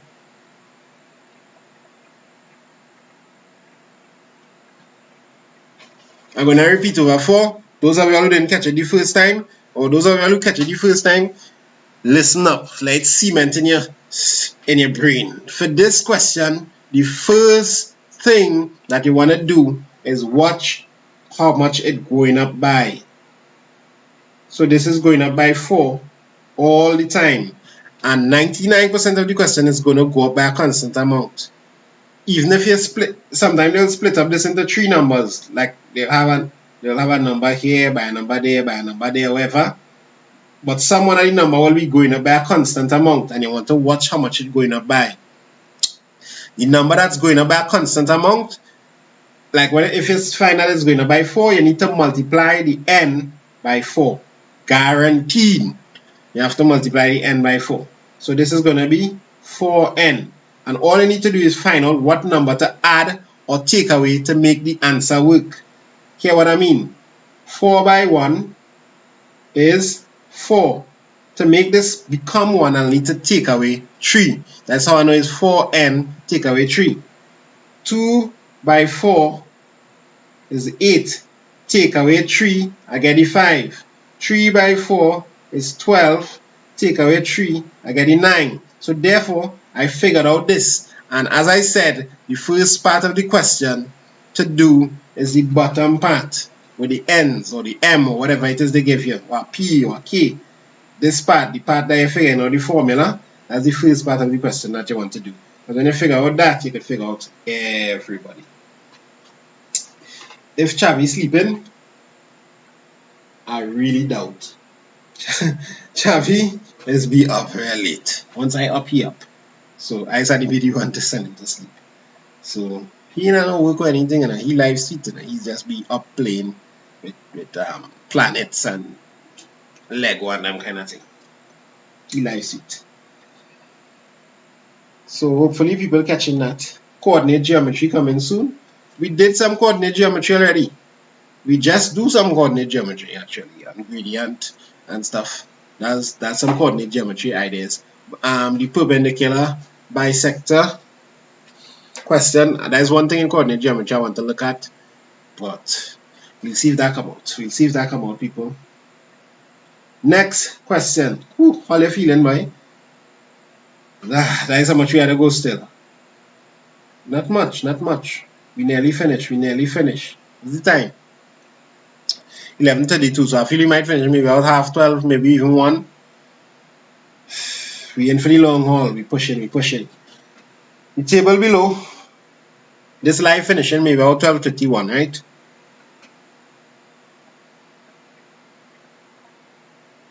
Question asks if it always will have a letter in the question.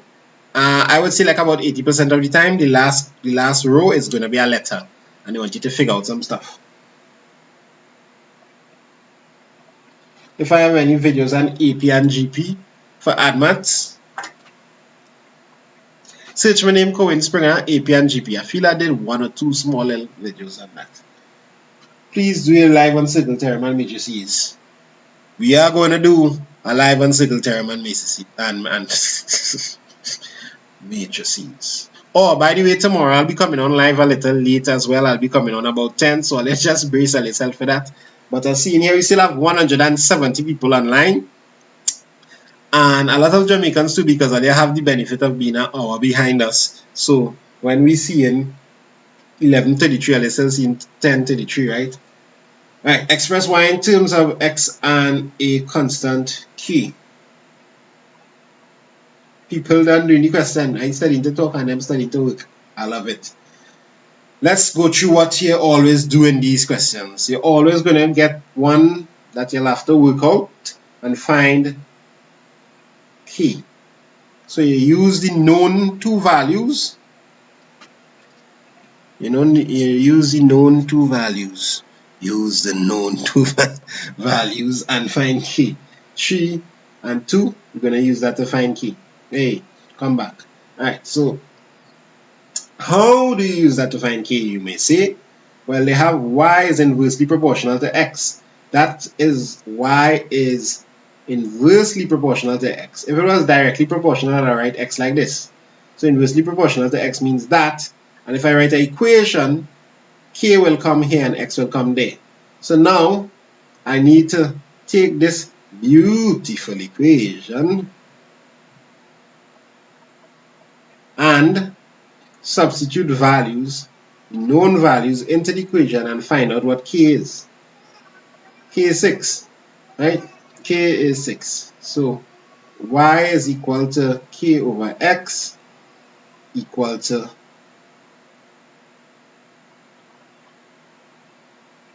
x was 3, y was 2. This means k is 6. K would be equal to 2 times 3 equals 6, right? So you find out what k is. Once you find out what k is, mash up. The rest of the question is going to be simple.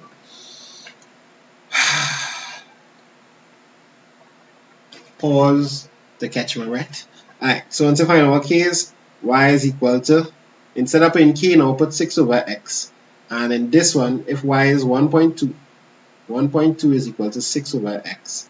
This means x is equal to 6 over 1.2. What do you get x to be?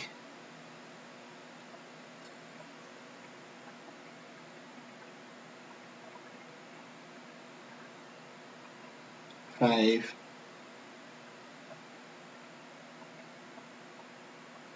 Is x.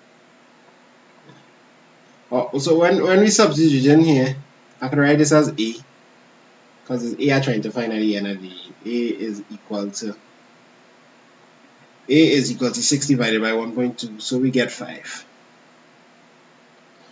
And b now, start back over with y is equal to 6. Remember, 6 is the new k. 6 is the new k. Okay. Substitute for x this time, and b is what I'm trying to find, is equal to 6 over 20. Ugh. So what do you get for b?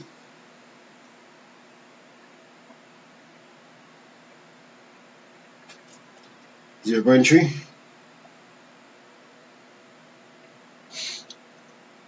Wait now. I'm doing the whole question in one part here, right? So they actually express y in terms of a constant, so that's that part. Calculate the constant k, that was that part, and then determine the values of a and b. So we do everything choke up in one spot there. So carry these two across, so they now and they come across here. Yeah, that's the answers there. So next part, the diagram below shows the graph of the function f of x is equal to x squared minus 6x plus 8 for values of x from 0 to 6. So what type of graph is this? A quadratic.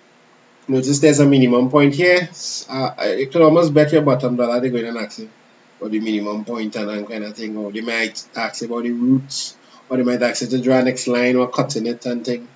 Always be prepared for what could happen. Let your mind think about what could happen.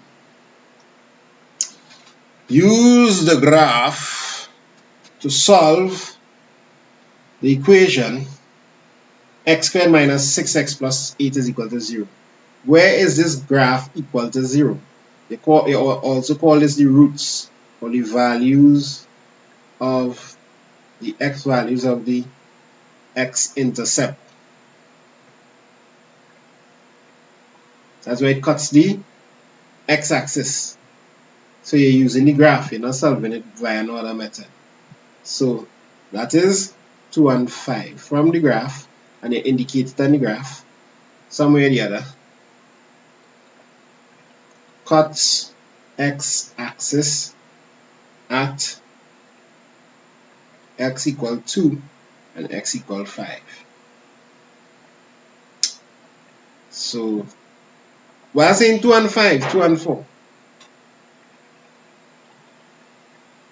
Do a crash course for pure maths unit 2. Yeah. You see how I can teach CXC maths straight from my mind, every single thing in CXC maths, single thing in CXC maths straight from my mind. For pure maths, and I'll actually put effort into that.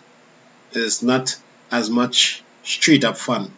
So I just strengthen back up my pure maths, because I just teach pure maths to people in lessons. I don't teach it in school day after day after day. It's not like I imprinted my mind. The whole CXC maths syllabus imprinted my mind. Whole past papers kind of imprinted my mind for CSEC maths. Add maths, same thing, but pure maths, certain parts of that, I actually had to watch the textbook and thing and, refresh back.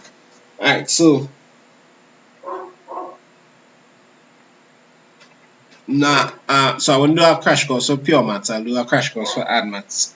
But if you still need pure maths next year, that's when I'll be knocking off the pure maths. I'm going in order, you'll notice. So I kind of finishing off most of maths on YouTube already. So anything now will just be crash course in maths, because I already put most of the content in maths on YouTube. But add maths, I'm still cleaning up add maths and chemistry, physics, biology. We're coming up the Cape. But we had to go with where the most set of people are in the beginning. Write down the coordinates of the minimum point in the form x, y. So you're using the graph again. See what I'm telling you, they're in love with the minimum point. Make sure you see the scale. So this is 0, this is -2, so this has to be -1. Over here is 3, so the answer is 3, -1, right? That's the coordinates of the minimum point. 3, -1, and people already write that.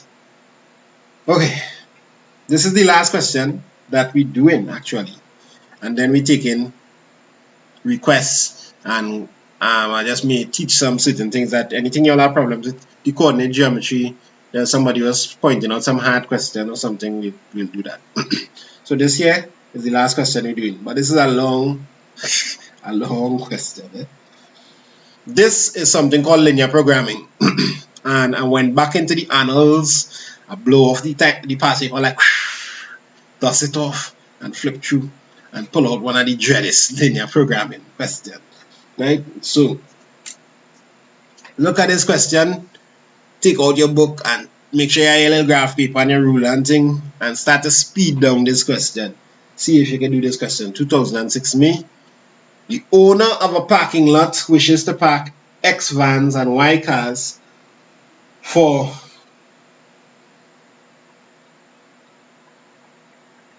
alpha and beta in maths, add maths.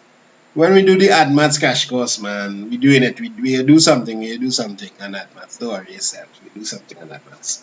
For a person attending a function, the lot provides space for no more than 60 cars. Write an inequality to express this information. I ain't see no answers yet. Remember people who don't talk and they just spell out answers. Really. So any more physics we just does so any more physics before CSEC. As I say, physics and biology are two of my favorite subjects. So physics is what I'm naturally very good at, and biology as well. So I'd love to do some more physics question. I was planning to do the whole of electricity for physics and the whole of moles for chemistry, and no biology. I mean, biology, people can read that and understand that. But if the demand is there, we'll do some biology as well. Equal, they say write an inequality and somebody put equal sign. Right? Somebody know how to pull out them inequality signs and thing. I don't even know how to pull out any chat. Anyhow, so total number, write an inequality to represent this information.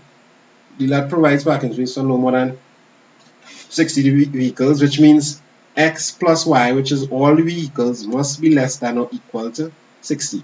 No more than. So it could be 60, but it can't be more than 60. So I have to put less than or equal to 60. To get a good bargain, you must provide parking space for at least 10 cars. How do you write that one now?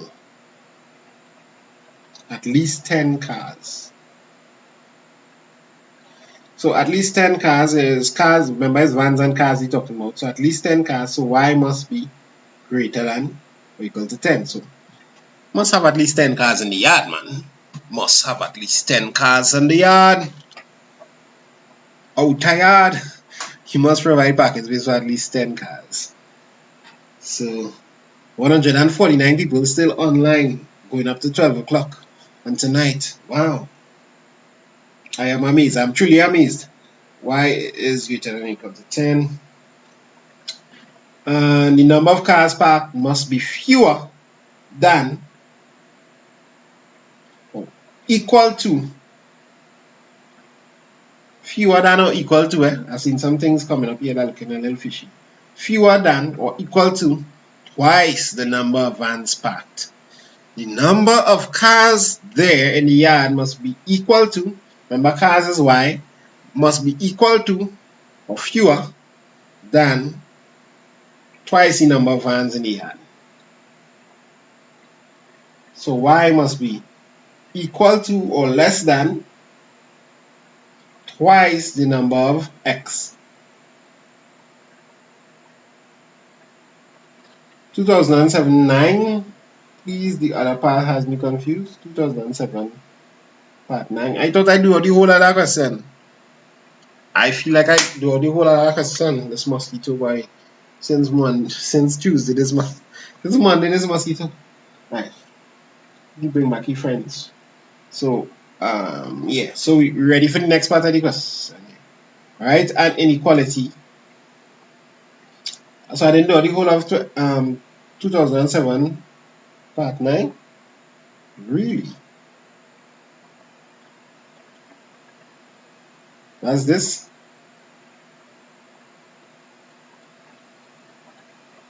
I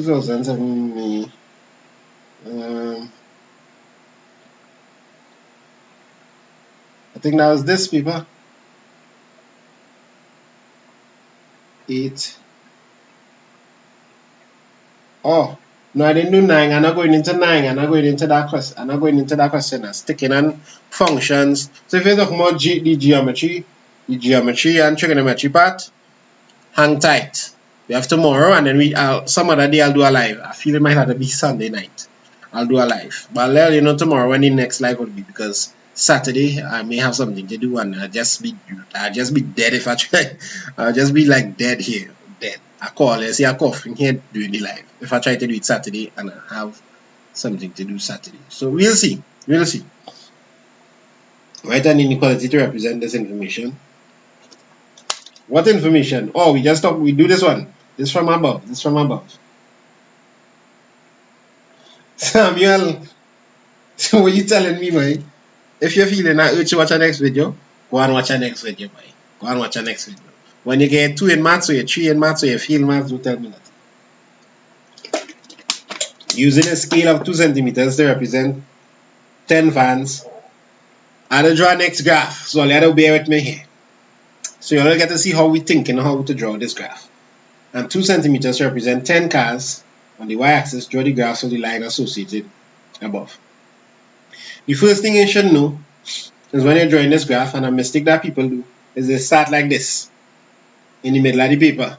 Linear programming graphs only deal with this side. It's only this side we want, only here. So therefore, don't go and draw that kind of thing.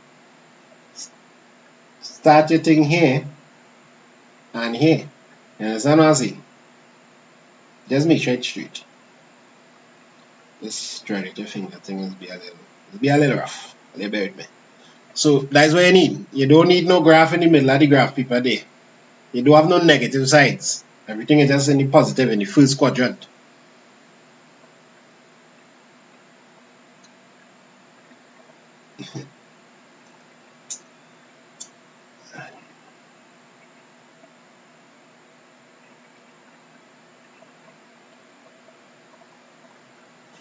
Oh, Jenica, you're making me check back. The question you're doing with the quadratic graph, it have some parts I didn't do. What question I was doing with the quadratic graph? What parts I didn't do, boy? You may go back in the past here. We residing in the past, determine the values of A and B, that. No, we do that already. This, we do all of that. I don't know what you are talking about. So here, when I finish this question, I'll go back and check just to make sure. I'll go back and check that paper just to make sure we do all the parts, right? So I'll check that. But let me continue with what we're doing here. Oh, I'm missing part of the question. So maybe I didn't copy it onto this program. I'm missing the part. Alright. So I get the part. What is question 9, part 3, 4, and 5? I didn't do. We can link that. Don't worry. Alright, so let me see how high this is going and going on. Let me watch out the inequalities. X plus y is equal to 60. It means that 60 in the dance. 60 on both sides. When you see x plus y, that means they're looking at a line that coming down here that start at 60 here and going down to 60 here. So that feel that is the benchmark. So we're probably going up to 70 just to be safe. 70 on both sides. So that's how I'm going to split up my graph. So 70. Wow. 1, 2, 3, 4, 5, 6, 7. 1, 2, 3, 4, 5, 6, 7. Now a scale of 10 vans. 10 vans every 2 centimeters. So you may have had an X centimeter inside there. You understand? And this will be a 10, 20, 30, 40, 50, 60. Doubt we can need more than 60. 10, 20, 30, 0, 40, 50, 60, 70. Alright, 140 people still here. We're moving. You're welcome, Team Legend. Hold it down. Then I could immediately draw my first line. My first line is going to come from 60 to 60. 60, 60 to 60. Alright, so let's see the next line that we had to draw. What I mean inequalities, why? Y must be greater than or equal to 10. So that means we're looking at the line y is equal to 10. So just a quick look. Anytime your y is equal to something, you're talking about a line like that. A line like that on whatever we're talking about. So your next line. Next line. Y is equal to 10. Next line. About this. Right? Yusuf, you come back. We're nearly done. We're just doing a linear inequalities question here for the people. Now notice that when we draw the lines are not dotted. The lines would be dotted if it was like x plus y is less than 60, like that, then it would have to be dotted lines. But since it have an equal, we're dealing with solid lines. Remember that every now and then they just bring it like this, and you have to remember to use dotted lines. Was there something? Oh, this one. This is be a little tricky graph to draw. You can do it two ways. You could just know what y equal to 2x is, where it's like similar to y is equal to x, but it's equal to 2 times x. Or you could substitute values. Like you could say when x is 0, y can be 0. And when x is, and you use a value like maybe up here, 40. So, don't use 40, that's too big. Use 30.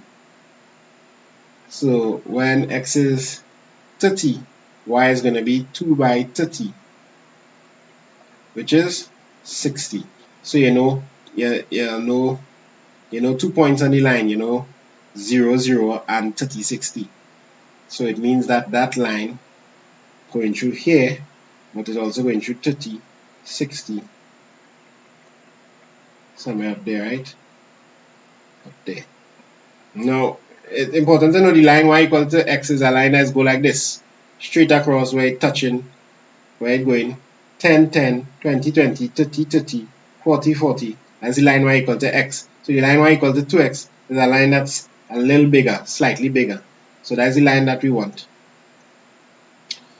Y is equal to 2x.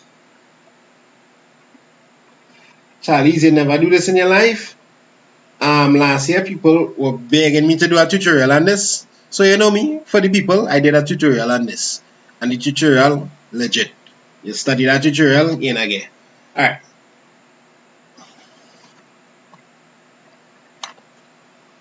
So let's see what happening here. I think that's all the inequalities. Yeah, that's all the inequalities. You need to label them. You had to draw the graph, identify by shading the region. This was 5 marks. So the drawing the graph part is go for the most of the marks.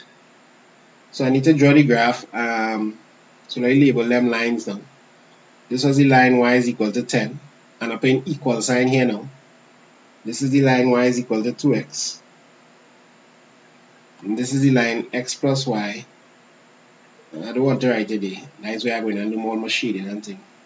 X plus y is equal to 60.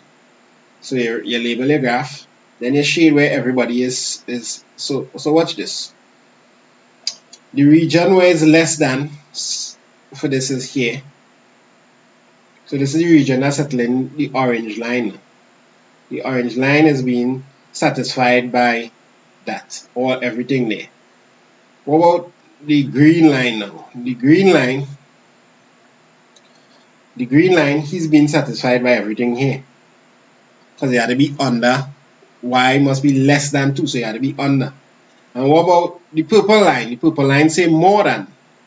If you remember, the purple line was more than, so everything above the purple line. So, but I can't go outside of what we shade already. So that's the region we really want.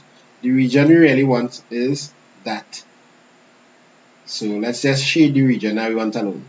Now, don't go and do this in your exam and mess it up and just do that. Don't do that. Although I find that looking kind of good here.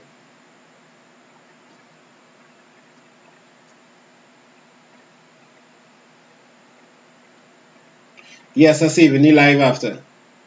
You could use 20 and 10. I don't know what you're asking about. 20 and 10. Yeah, you could use, well, I think you mean 10 and 20. 10 and 20, like for the point. Yeah, you could use that too, but that kind of close. That kind of close. Can I do over the values for y equal to x? How I get a line?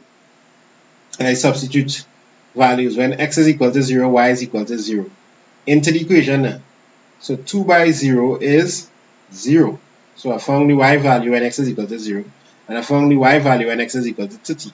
It turned out to be 60.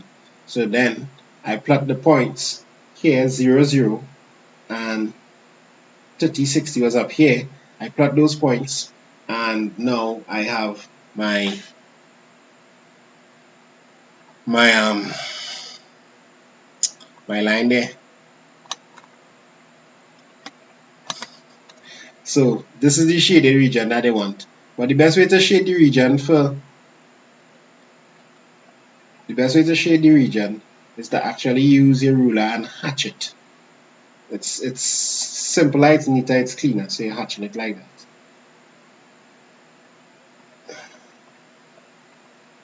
That's the best way to represent that region. It's nice and neat. Alright. Yeah, you could use any number. You can use any number when you're trying to find the equation of a line. You just substitute that number here and see what the x value would be. So like if I use the number, I use the number 30, but let's say I use the number 20, and I get 20, 40, so I get an x point on the line.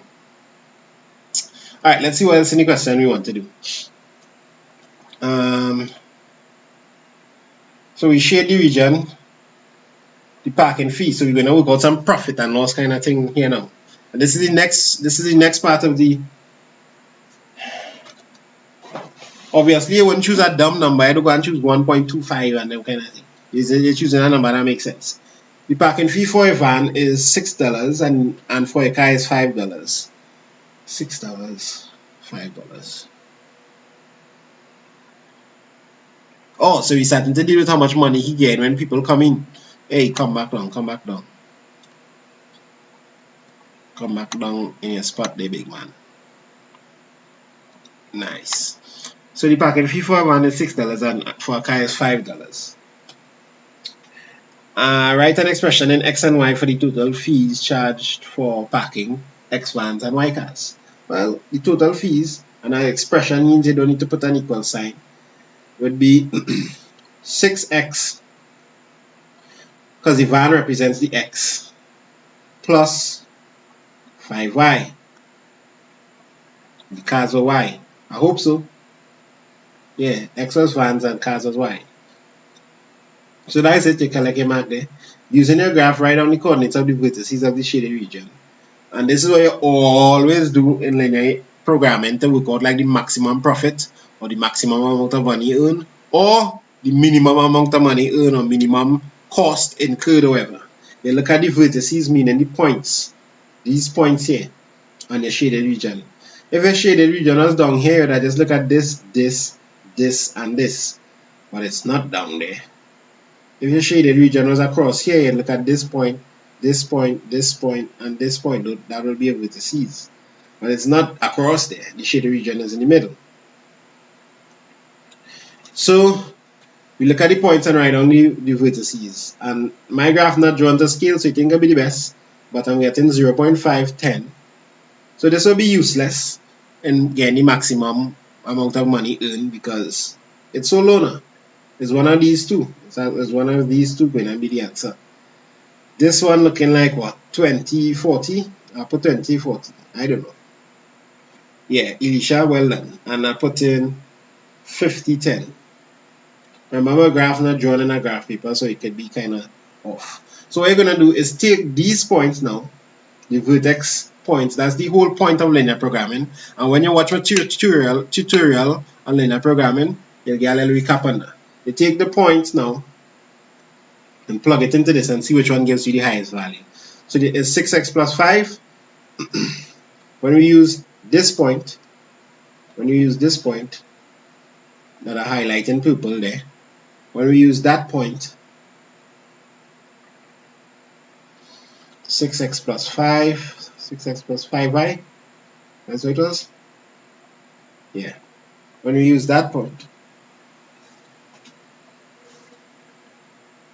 Oh shucks, I put 0.5. My bad. It's 5. Thank you again. This is 5.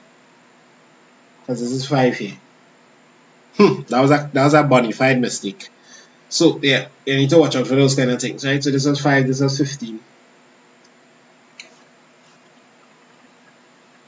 Yeah, man, Antonio, blessings. Thanks. Who point out that for me? Jenica. Thanks. Alright, so 6. So we just checking to see which one will give the maximum, what they call it, the maximum fees charge. So 6 by 20 plus 5 by 40 is equal to 120 plus 200. So this one is 320 in fees.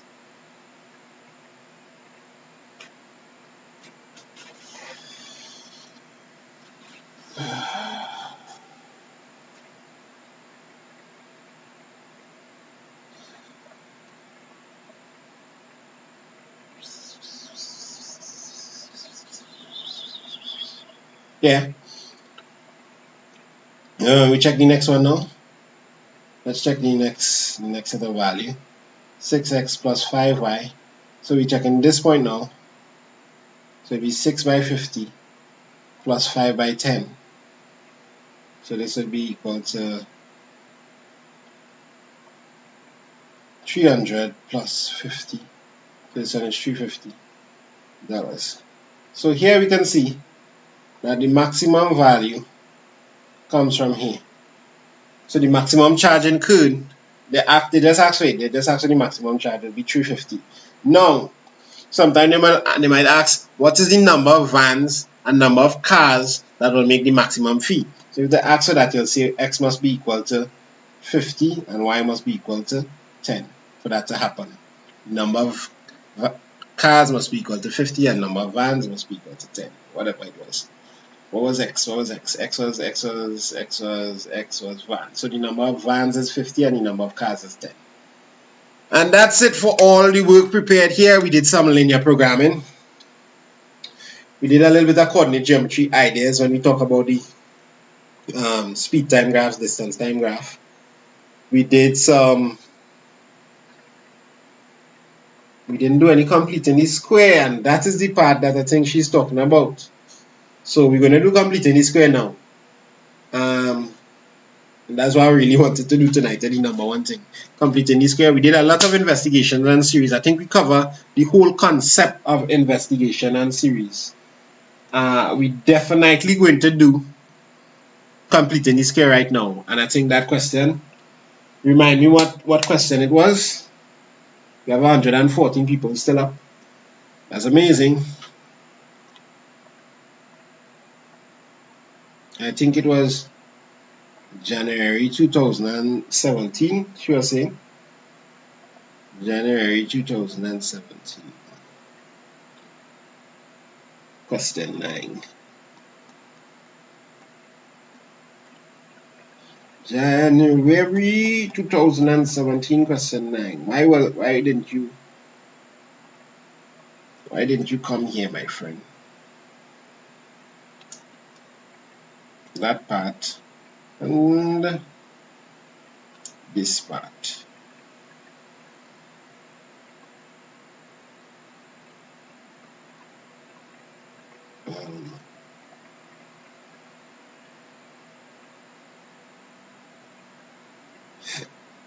Alright, I just get any question here. People have some patience. Already find it. It's just, get it in a presentable format here. Hey, come back across here. So done. Save the photos. Later, all those who had to go later. All those who staying. Well done. Yeah. What's going on here though? Just making sure everything's still live. I find like my things stick. All you let me know if I see me in the comments. Everything running smooth. Like them is close over 12 o'clock. So just let me know in the comments if everything running smooth. Everything running smooth? Yeah, okay, cool. Well, my computer just I have a big screen now. I have a TV screen pull up here with the live, so I don't know what's going on there. Right, it's coming back up. Right, so yeah, what I was doing, pulling up this question. We ready? This is the extra time. All ready for extra time? Say me. Now you pull the extra time roll. All the extra time roll. Let me do an age count. If you're ready to say age, me here age. What is the age now? And you can charge your Instagram handle if somebody wanna add you. They could add you one time if you're interested in that. You know, present, all present, ting. Right. So let me pull along this question. Extra time. Now is the extra time. Extra time. Da da da da. Music start to play. The music, extra time music start to play. This is for the people who not joking. Well done. A is once that 16-year-olds, why 16, me, present. Shania, 16, 17, 23, 16, 18, 18, 16, 17, 16, 18, 16, 17, 17, 20, 17, 8, 19. Alright. Alright,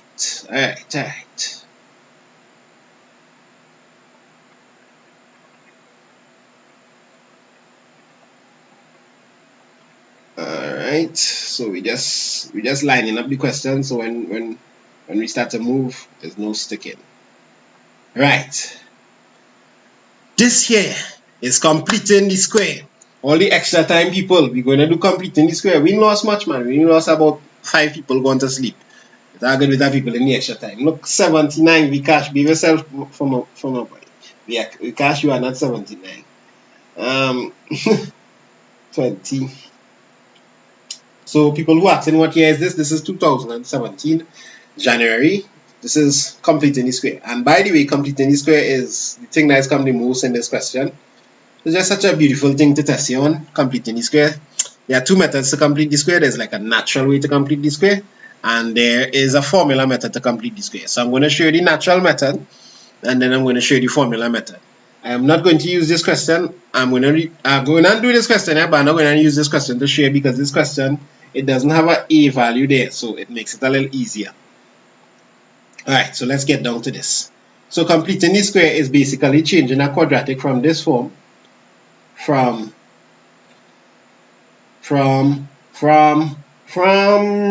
ax squared plus bx plus c, changing it. You know, this is the general form of a quadratic. Completing the square is taking that and changing it into another form, the completing the square form, which looks like a into x plus h to be squared plus k. That is completing the square. For those of you who don't know, that's completing the square. Which method I recommend to complete the square? For add maths, is whatever float your boat, is whatever float your boat. Whichever method you feel comfortable with, use it. But as an add maths student, you should be able to do it the natural way. Complete the square the natural way. So remember, we completing the square. This is what we're doing. I'm putting that up in the corner there. So let me show you an example of how you complete the square. I'm just making up something. 2x squared plus 3x minus 1. Let's complete the square for this. The first step is factor. The first step is to factor out the a. Factor out a. But you're only factoring out the a of the first two terms. This is the natural method for people who would be like, don't worry about this. I'm going to show you an easier way to do it. The formula method is easier. But for those of y'all who want to, and this way is quicker when you get, this way that I'm showing you, this natural way is quicker when you get good at it. Alright, so We factor out the a. So this is 2 into x squared plus 3 over 2x minus 1. When I factor out a or the first two terms, the 2 is bust out from there. But since there's no 2 here, I just see like it go over 2. I just force a 2 out of there, like a milk a 2 out of that 3x. So I had to put that 2 there to make it work. The next step is to add in. You're adding in half of this squared, half of that squared. So that is really b over a divided by 2, because you want half of it, squared. So that's the next step. Now you don't need to write these steps when you're doing it this way. You don't need to write these steps. I'm just writing these steps for people to understand where it is I'm going. So it's b over 2a squared. And I realize that this orange not as easy to pick up as maybe the red. B over 2a to b squared. So I'm adding in that. So I'll end up with 2 by x squared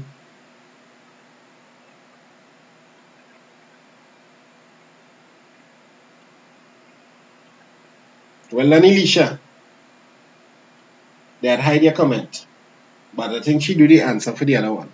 But when you're doing this, don't use decimals. Use fractions. Stay out of decimals until you reach the end of the question. Until you reach the answer. X squared plus 3 over 2x. So we're adding in this inside there now, which is really this divided by 2 squared. So that is 3 over 4 squared. That is 9 over 16. 2 divided by 2 is 4. Square that, 4, 16. But anything you add into the equation, you need to take it out to keep it, right? So I'll need to take back out 9 over 16. But I can't just take back out 9 over 16. I have to take back out 9 over 16 times 2. So this is 8.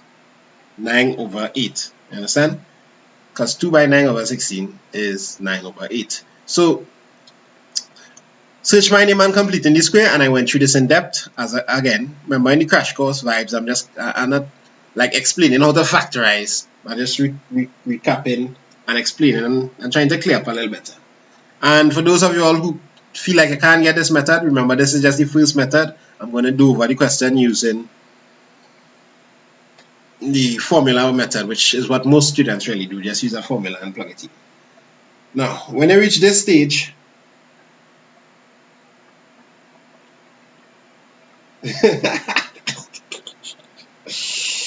yeah, you could always use a Casio to check the answer for the roots. But the Casio can't complete the square.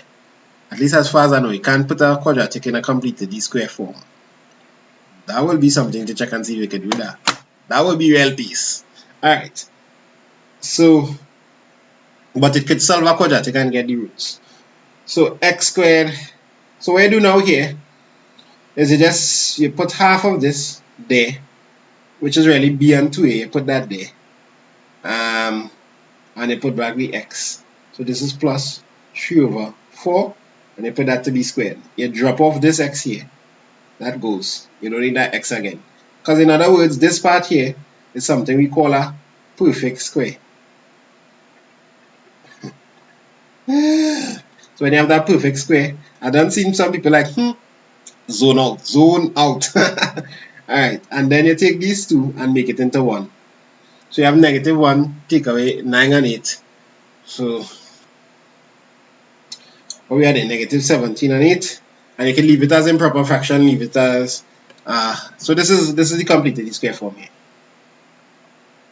You complete the square, you get that.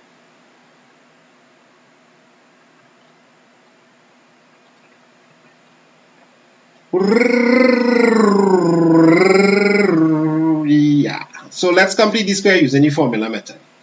You know, some people have been waiting for this moment. Some people like, my time has come. Formula, give me some formulas. The formula method is just to give you a direct formula for h and k. You see, h is always going to be b over 2a. Always. So you could just watch what is here, watch the b and watch the a, and figure out what h is going to be. And k is always going to be c minus b squared, and 4a.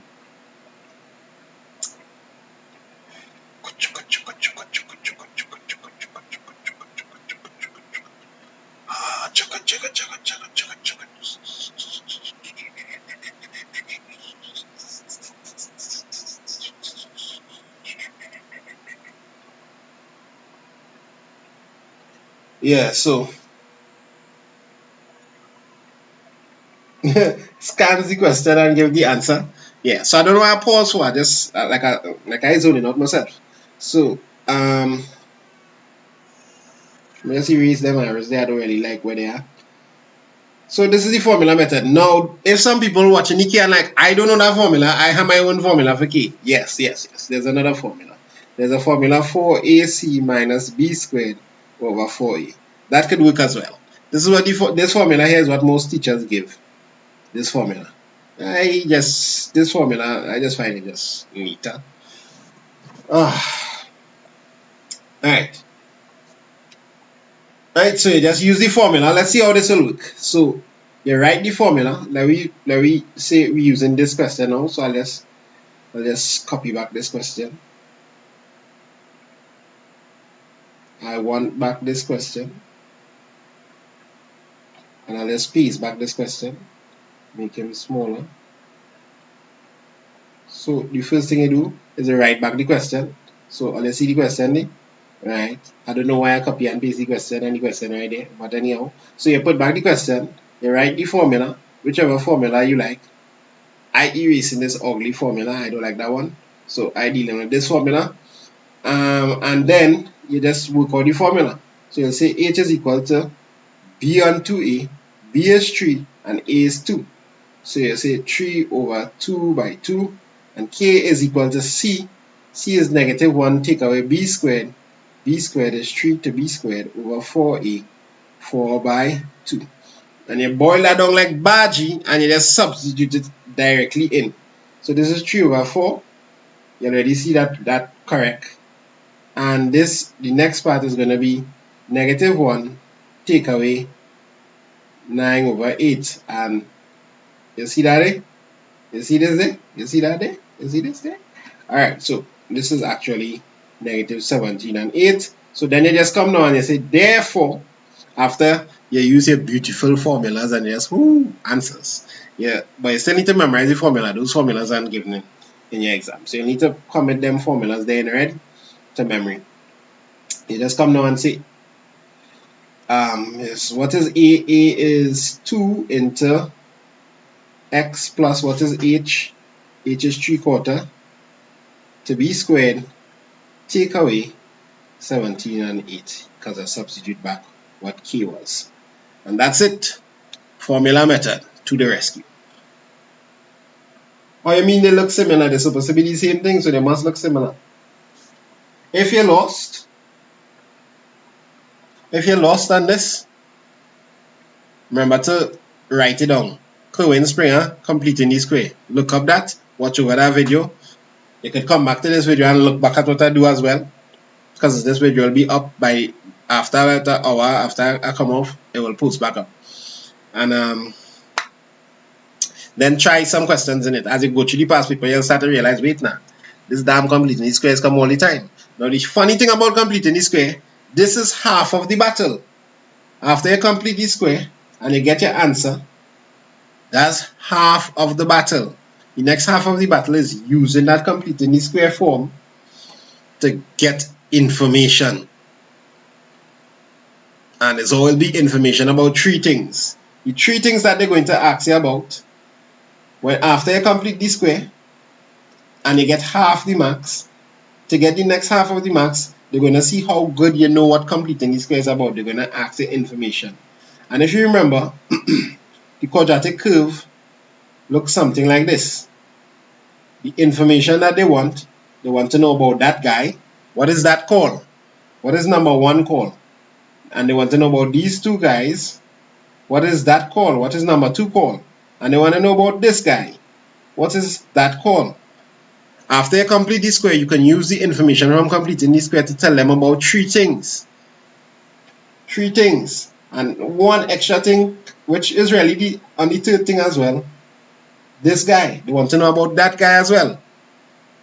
So when you're doing 3D past papers, you'll see after you complete the square, they ask you about 1, 2, and 3. What is number 1? Number 1 is what we call, and I see no answers with number 1.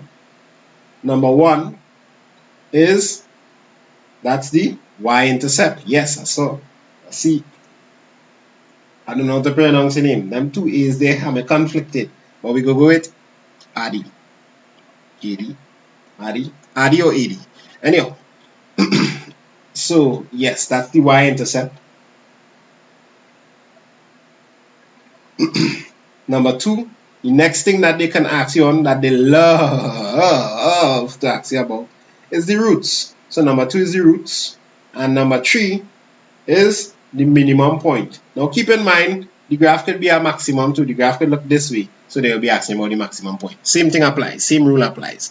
So after you complete the square, they're going to ask you about the y-intercept, the roots, or the minimum point. Remember that. You're only going to get half the marks for completing the square.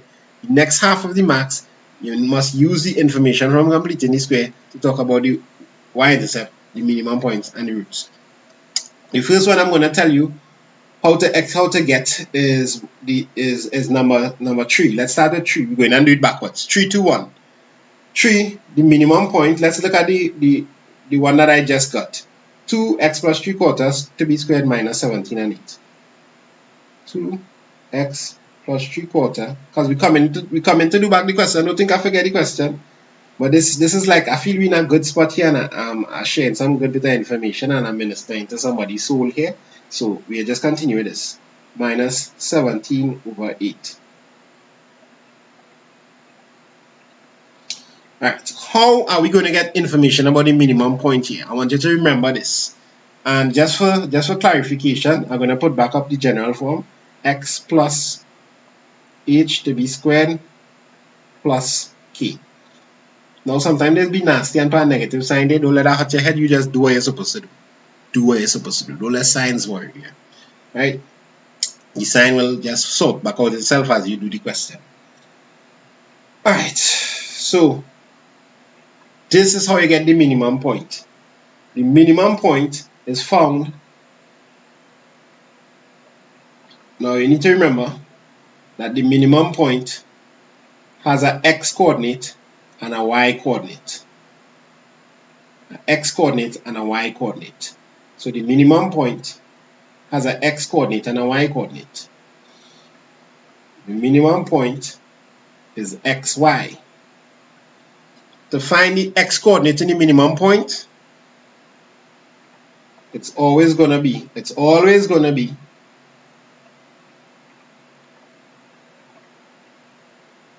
negative b on 2a, which is, if you remember, b on 2a was h. It's always going to be negative h. So in this case, the minimum point is what? The x value of the minimum point is negative 3/4. Why is it negative h? You need the value in the brackets that will give you 0. If x turns out to be negative 3/4, negative 3/4 plus 3/4 is 0. So that'll be the lowest number that you could get after a square. And the y value, so just keep that in mind. X is negative h for the minimum point, and the y value, or the y coordinate, is just straight up k. Straight up. It's just k. So the x, the minimum point is negative h k.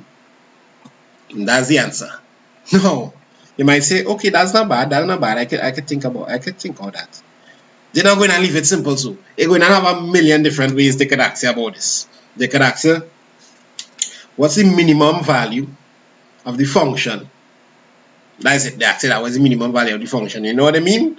What's the y value of the minimum? The y.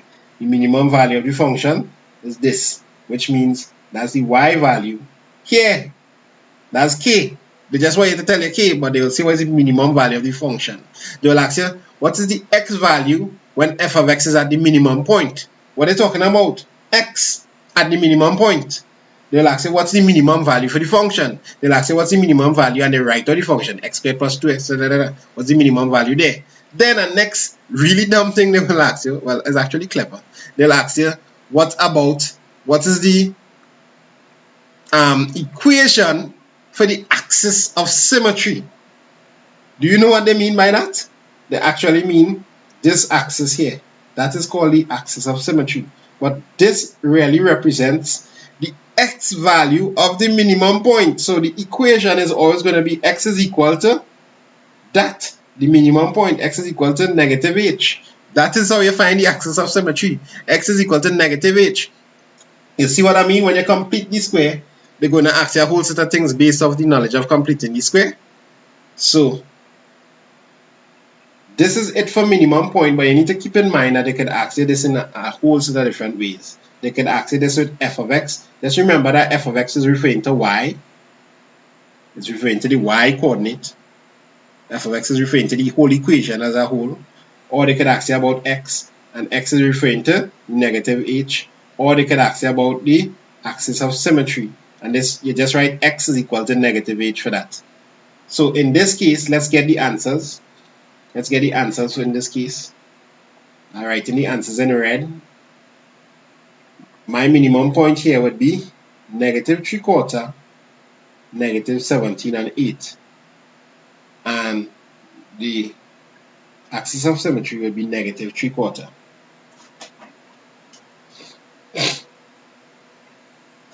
Hey, y'all going back checking each other as soon as this thing here, late in the night. People, is that a link up? Alright, I'll look at Instagram each other. I wonder if you can message somebody privately, but no, you can't. Hard luck there. Hard luck there. Shania and Samuel. Shemaya, thanks for telling me. Keeping me informed on already going on there. Yes, no, I think my son will I'm coming back in 1 second there, people. Don't run away. Stay tuned.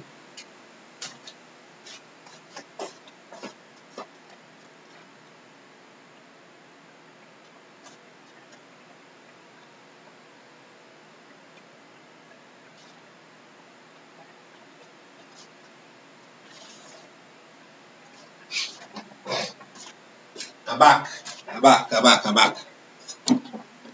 Alright. So we just talk about this taking a little while to talk about. Well, it's a big topic, eh? This is like the final topic in this thing. So we talk about the minimum point and Kuru Prasad. Lessons from India, bro. We talked about the minimum point. The next thing that they will ask you to find is the roots. So if you find the minimum point was scary, practice. But if you find it was scary, the roots are a little more scary. The y-intercept is very easy. I'll leave that for last. So at least we will finish off on a nice tune. But the roots, the roots is I'd actually work it out. So let me see how you get the roots. So remember our thing was 2. Need a clean page to talk about the roots. How do we find the roots? Well, when you find any roots, you need to equal to 0, and then you need to work it out. You work out the equation. What I mean by working out the equation, don't expand that. You went through all the trouble to make that brackets. Don't go and expand back out the brackets. People just do that. You bring across, this is a series of steps that you always do. 2x plus 3/4 squared. Bring across this 17 here. The sign will switch. So you end up with 17 and 8. Now how do we get rid of this squared? Keep that in mind. How do we get rid of this squared? We still need to get rid of this 2 though. So this 2 will be x plus 3/4 to be squared equals 17 and 16. Because I bring the 2 down and it went like Shania and what's this boy name? Shania and Samuel, and the 2 and the 8 make 16, right? So, and then x plus 3/4. To get rid of the squared, you need to get the square root. 17 and 16. Now, the thing with quadratics, anytime you're working on that square root, is be plus or minus. So in front here, have plus or minus. Plus or minus the square root of 17 and 16. And then finally, So as you can see, this takes practice. It takes some practice. Once you catch the hang of it, you're safe, but it takes practice. You can't just watch me do this and say, I think I have it. No, you actually have to go and do it. Bring across the 3/4, and that's your answer there. That will give you 2x values. You need to understand how you're getting 2x values. First, you'll put positive the square root of 17 over 16, take away 3/4. Make sure that your square root stop there. Now you don't accidentally put square root over negative 3/4. So if I need positive version of the square root of 17 and 16, so in other words, you put 17 and 16 and over 16 and you find the square root of that, and you take away 3/4, and that's the answer. The next x value, so let me just do it very quickly. Oh God, somebody play up with my calculator, man. Mode, computer, right, computation, 1/6. How am I doing this now? Square root 17 over 16, take away 3 over 4. Ugh, you're getting some kind of nasty answer. For speed's sake, I'll just express it as a decimal, 0.28, and then x2. If I use negative this, and so this is what I did essentially. You'll see in one thing. I don't know if you can see that there. If you can't, hard luck. Alright, so, and then I use the negative version. So the negative version, so I just go back in my calculator and put a negative sign in front of the square root now. In front of the square root sign, I put a negative sign. And then I figure out what that is going to be. And I get negative 1.78. People, you see those two values that I just get here? You see those two values that I just get there? That is your roots. So that's how you find out the roots. Always going to use those steps. Budu Singh asks a good question. Can you just factorize the quadratic equation and find answer of x? Only a very small amount of quadratic equations can factorize naturally like that, you know. Only a very small amount of quadratic equations can factorize. The ones that they give you in exam are specially curated to make sure that they factorize easy. But when they ask you to complete the square, the equation that they use most of the times, 99.9% of the times, cannot factorize. So you can't factorize it. In fact, the only method you can use to solve it is the quadratic formula or completing the square.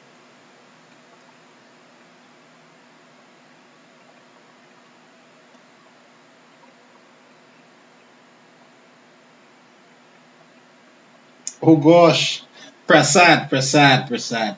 Oh gosh. Don't do me that.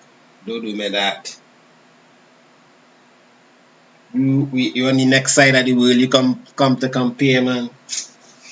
Ugh. I'll leave Prasad. Don't rush him. Alright, so x1 is equal to 0.28, x2 is equal to negative 1.78. That represents the roots. So let's go back and do this question.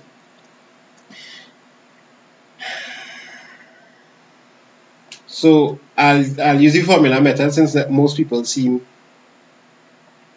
to love that.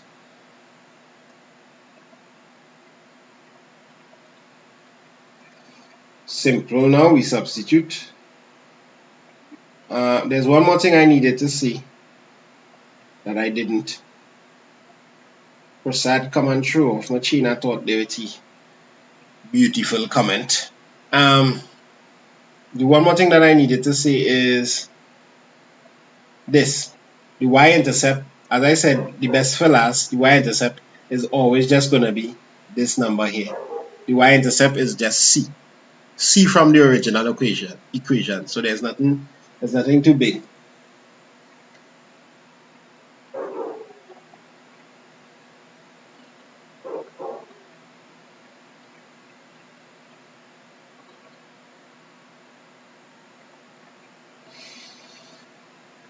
Right? So we work out what h is, we work out what k is in this. H is going to be negative 6 over 2 times a, which is 1. Because remember, if you're not seeing a number in front of the x squared, is 1, right? K is going to be c, which is 8, take away b squared, which is negative 6 again. But since it's going to be squared, the negative doesn't really matter. And 4 by 1. So this is going to be 8 subtract 36 over 4.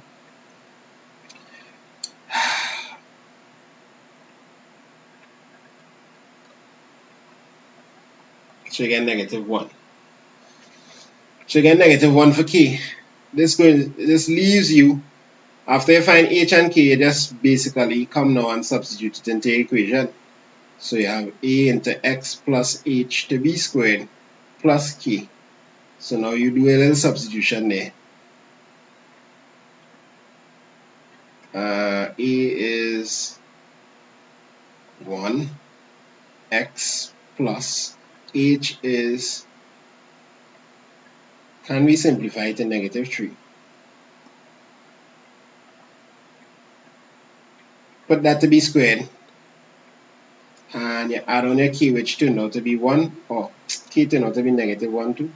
Lots of negatives here. So one more line just to simplify, because you know what these positive and negative signs messing up the little vibe of the equation. So you put 1 by x plus positive and negative would switch to a negative 3 to be squared, take away 1.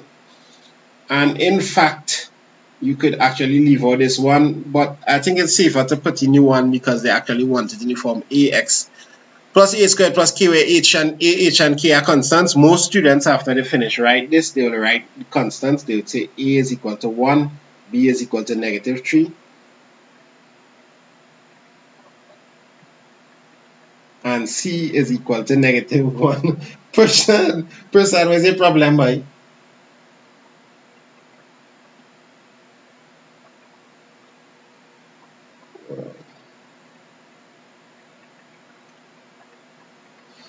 Right, that's the Prasad at a time. Let him cool down. I think Prasad get the answer correct, but he overdoing it. Alright, so on the same axis, draw the graph of the straight line g of x is equal to x minus 2. So this was a little curveball in this question. They come and ask you this now. Now you can think of g of x as y is equal to x minus 2. And all you need to do is get 2 points on that line, and you'll be able to plot the line. Go back to the graph. Oh, we never drew the, the graph was way across here. I don't know if you all remember it.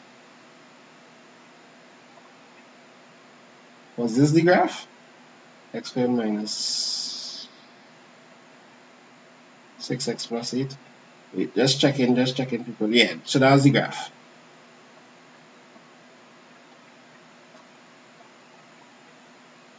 X squared minus 6x plus 8. So this was the graph here. So now what we want to do is draw the line g of x. Why I lost in this forward? You're drawing the line g of x is equal to x minus 2. In other words, y is equal to x minus 2. What you're going to do is substitute some points. So find out what, well, like, okay, when x is 1, what will y be equal to? Y would be equal to 1 take away 2, which is negative 3. Not that useful. Was it x minus 2? Find that. That would be a strange thing to ask. Okay, g of x is equal to x minus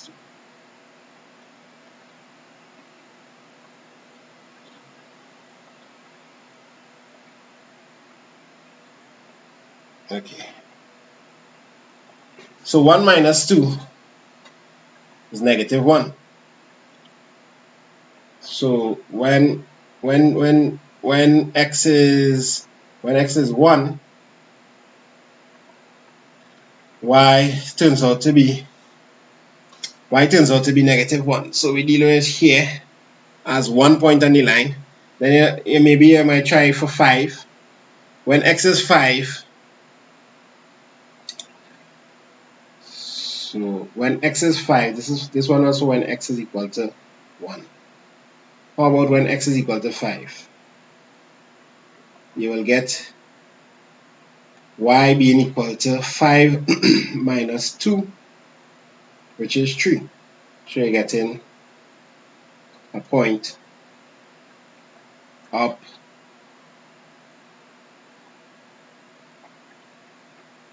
here. 5, 3. Now that you have that point, you connect. And that's the line. That's the line we're looking for. Lengthen the line to suit so you can clearly see how it bisects. This is the line g of x is equal to x minus 2. Right, so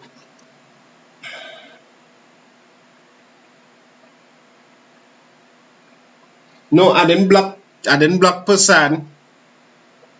What's his name? I didn't block Prasad because he solved the question. I congratulated him for solving the question. I blocked Prasad because Prasad was being disrespectful. Prasad didn't want me to teach. Prasad don't want me to help the people. Prasad want me to rush through the question fast. Prasad want to tell me I'm moving slow.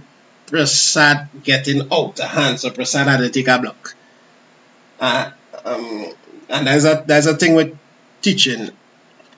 When you're teaching, you need to teach in a way so that even the fast students could be satisfied, and even the students who struggling to understand, you give them something to work with too. Is not everybody have that skill, and Prasad was kind of being out of time. In Trinidad, we call that out of time. I don't know if they call it there in India too. Out of time, that was Prasad Day. So, no offense, Prasad. He was a smart student. He just need a little cool down. Me and Prasad could have a drink sometime. So, the last part of that question is to, on the same axis, draw the graph of the straight line g of x is equal to x minus 2.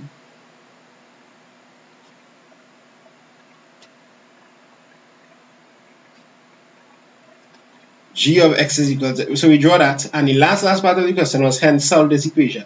So you see this word here? This is a beautiful word. When they say hence, it means use information from before. Apology accepted, Prasad. Apology accepted. Use information from before. And I didn't block him too, I just timed him out for that statement, because then people would have started to correlate him and then we'd get distracted, and we're not here to distract, we're here to learn. Alright, so it means use information from before. And we're also here to find out people Instagram, and maybe if you're living in Jamaica, link up with a Grenadian, you never know. In the future. At least get something good out of CSEC maths. So when you have hence, it means you use information from before. So you see like how we drew this graph here? We already drew the line g of x is equal to x minus 2. So now, if we need to solve it, what we have to do is look at where it intersects. Where does it intersect with the curve? And that's your solution there. That's your x solution and your y solution. So if you're solving that, and we only need x values because they didn't say find the coordinates. They just say to solve this equation here. You could write from graph x values of intersection, and we coming down to n here, people. The x values of the intersection. What's the time? 12:45. Woo, that time fly by. And now people we have online 90. Are they good? I want to just shout out all the 90 people who are still online. Blessings, and blessings. Shania and Poo Prasad, Aliyah, Nadia, Lexi, and Shamai again, Janelle, Coco, Mac, Suri, Jesse, Aliyah. Some are really overdoing Christoph. Some are really overdoing them names, but oh gosh. So yeah, let me just do this ending question here first. So where it intersect, the x values was 5 and 2. So that's the answer there. That's the answer for this part. So Jania, the person who made me go back and do this question, who reminded me to go back and do this question, the answer is x is equal to 5 and x is equal to 2. So from graph, the x values of the intersection is x equal to 5 and x equal to 2. So that's it there. We covered a lot tonight. We covered completing the square, I taught the whole of that. We covered the series and sequences, I taught the whole of that. We did speed time graphs and distance times graph. I did basically the whole of that. We didn't look at ample situations, but we looked at a lot of that.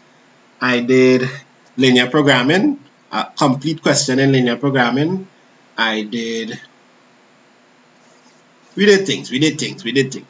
basically do what's going to be in your exam, question 7 and question 8, you should have done. So let me check through the questions we kind of racking up so far within these live crash course sessions.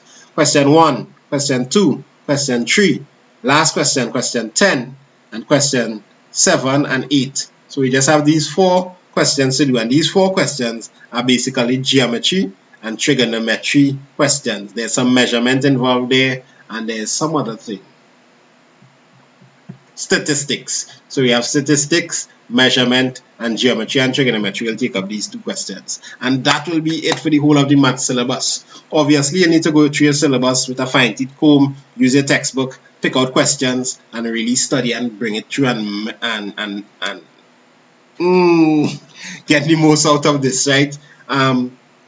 Any topic that we didn't do that you have problems with, just look up on my YouTube. If you want to go a little faster like my boy Ankur, you can look up on the YouTube and you'll be able to go at your own rate. This is a long session, a crash course session where you go through some questions. So shout out to all the people who still make it through. Let me get a name check. Can you please explain variance in statistics? Alright, so we do variance in AdMath. So I'll explain variance in statistics in an AdMath video. And I find on YouTube there's not much explanation. Everybody just go through with the statistics question. They don't really for AdMath people I'm talking about, they don't really explain what variance and standard deviation means. So when I do that, I'll really explain what variance and standard deviation, what it really means, the core essence behind that. But anyhow, that is for AdMath people. Area and volume, please. That's under measurement. We'll do some of that. Any other requests? Anything you want me to say? Thing, boop, bap, bip. Do AdMaths. We're doing AdMaths next week. Most likely we'll do it here because the people seem to convince me that doing it here is a better idea. But I will have stuff on Instagram for AdMath students alone as well. I see watching out over to see what is the scene. Aisha from St. Lucia. UNIG, thanks for the live needed. Bye bye. Circle theorem. Circle theorem is in geometry. Circle geometry. That's coming. That's the last live. That's not coming tomorrow. So tomorrow, yeah, I should say what we're going to do tomorrow. So tomorrow, we're doing measurement and statistics. Measurement and statistics tomorrow. You're welcome, you're welcome, you're welcome, you're welcome. The statistics question doesn't have variance in it and crew because the statistics question doesn't have variance in it because we don't do variance in maths for CSEC. We do variance in AdMaths. So look out for the AdMaths stream next week. And that's about it. Bye. Later. Blessings. Hold it down. We make it our next 3-hour session here. Wow. 9 hours. Anybody was here in all these sessions, right? That is 9 hours of mathematics from a teacher. Free tuition crash course. So all you need to do is multiply that by 3. Do a next 27 hours by yourself. That is only one day. That is just a little more than one day. 5 hours more than one day. A few hours, sorry, 3 hours more than one day. And do that for yourself. And you kind of gazing up for CXC there. I don't see no reason why people would fail. My aim is to try and make it so that you have no excuse to fail maths. To have free information all over, everything, and in a nice, well laid out perspective that you could sit down with your own self and study it. You don't even need to go to private class. You can sit down, everything in maths explained to you over and over. Anyhow, that is enough talk. 85 people, blessings, blessings. See you later. Don't forget to what is called this? Press like on the video. I'm going to press play ad there. Let me see. Anybody get ad? If you get ad, let me know if you get ad there. I'm going to press it one more time. Boom. Play ad. Tell me if you see an ad pop up.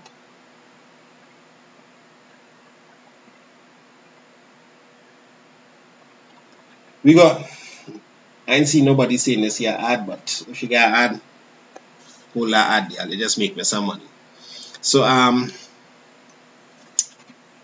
Itara,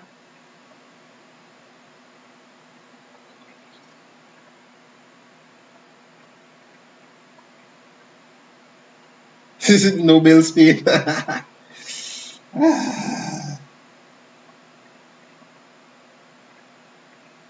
All right. Nobody get the ad. We gone, we gone, we gone, we gone. Thanks for all the buys, thanks for all the love. Jamaica, Saint Lucia, Grenada, everybody in the house. I'm going to press the stop streaming button here.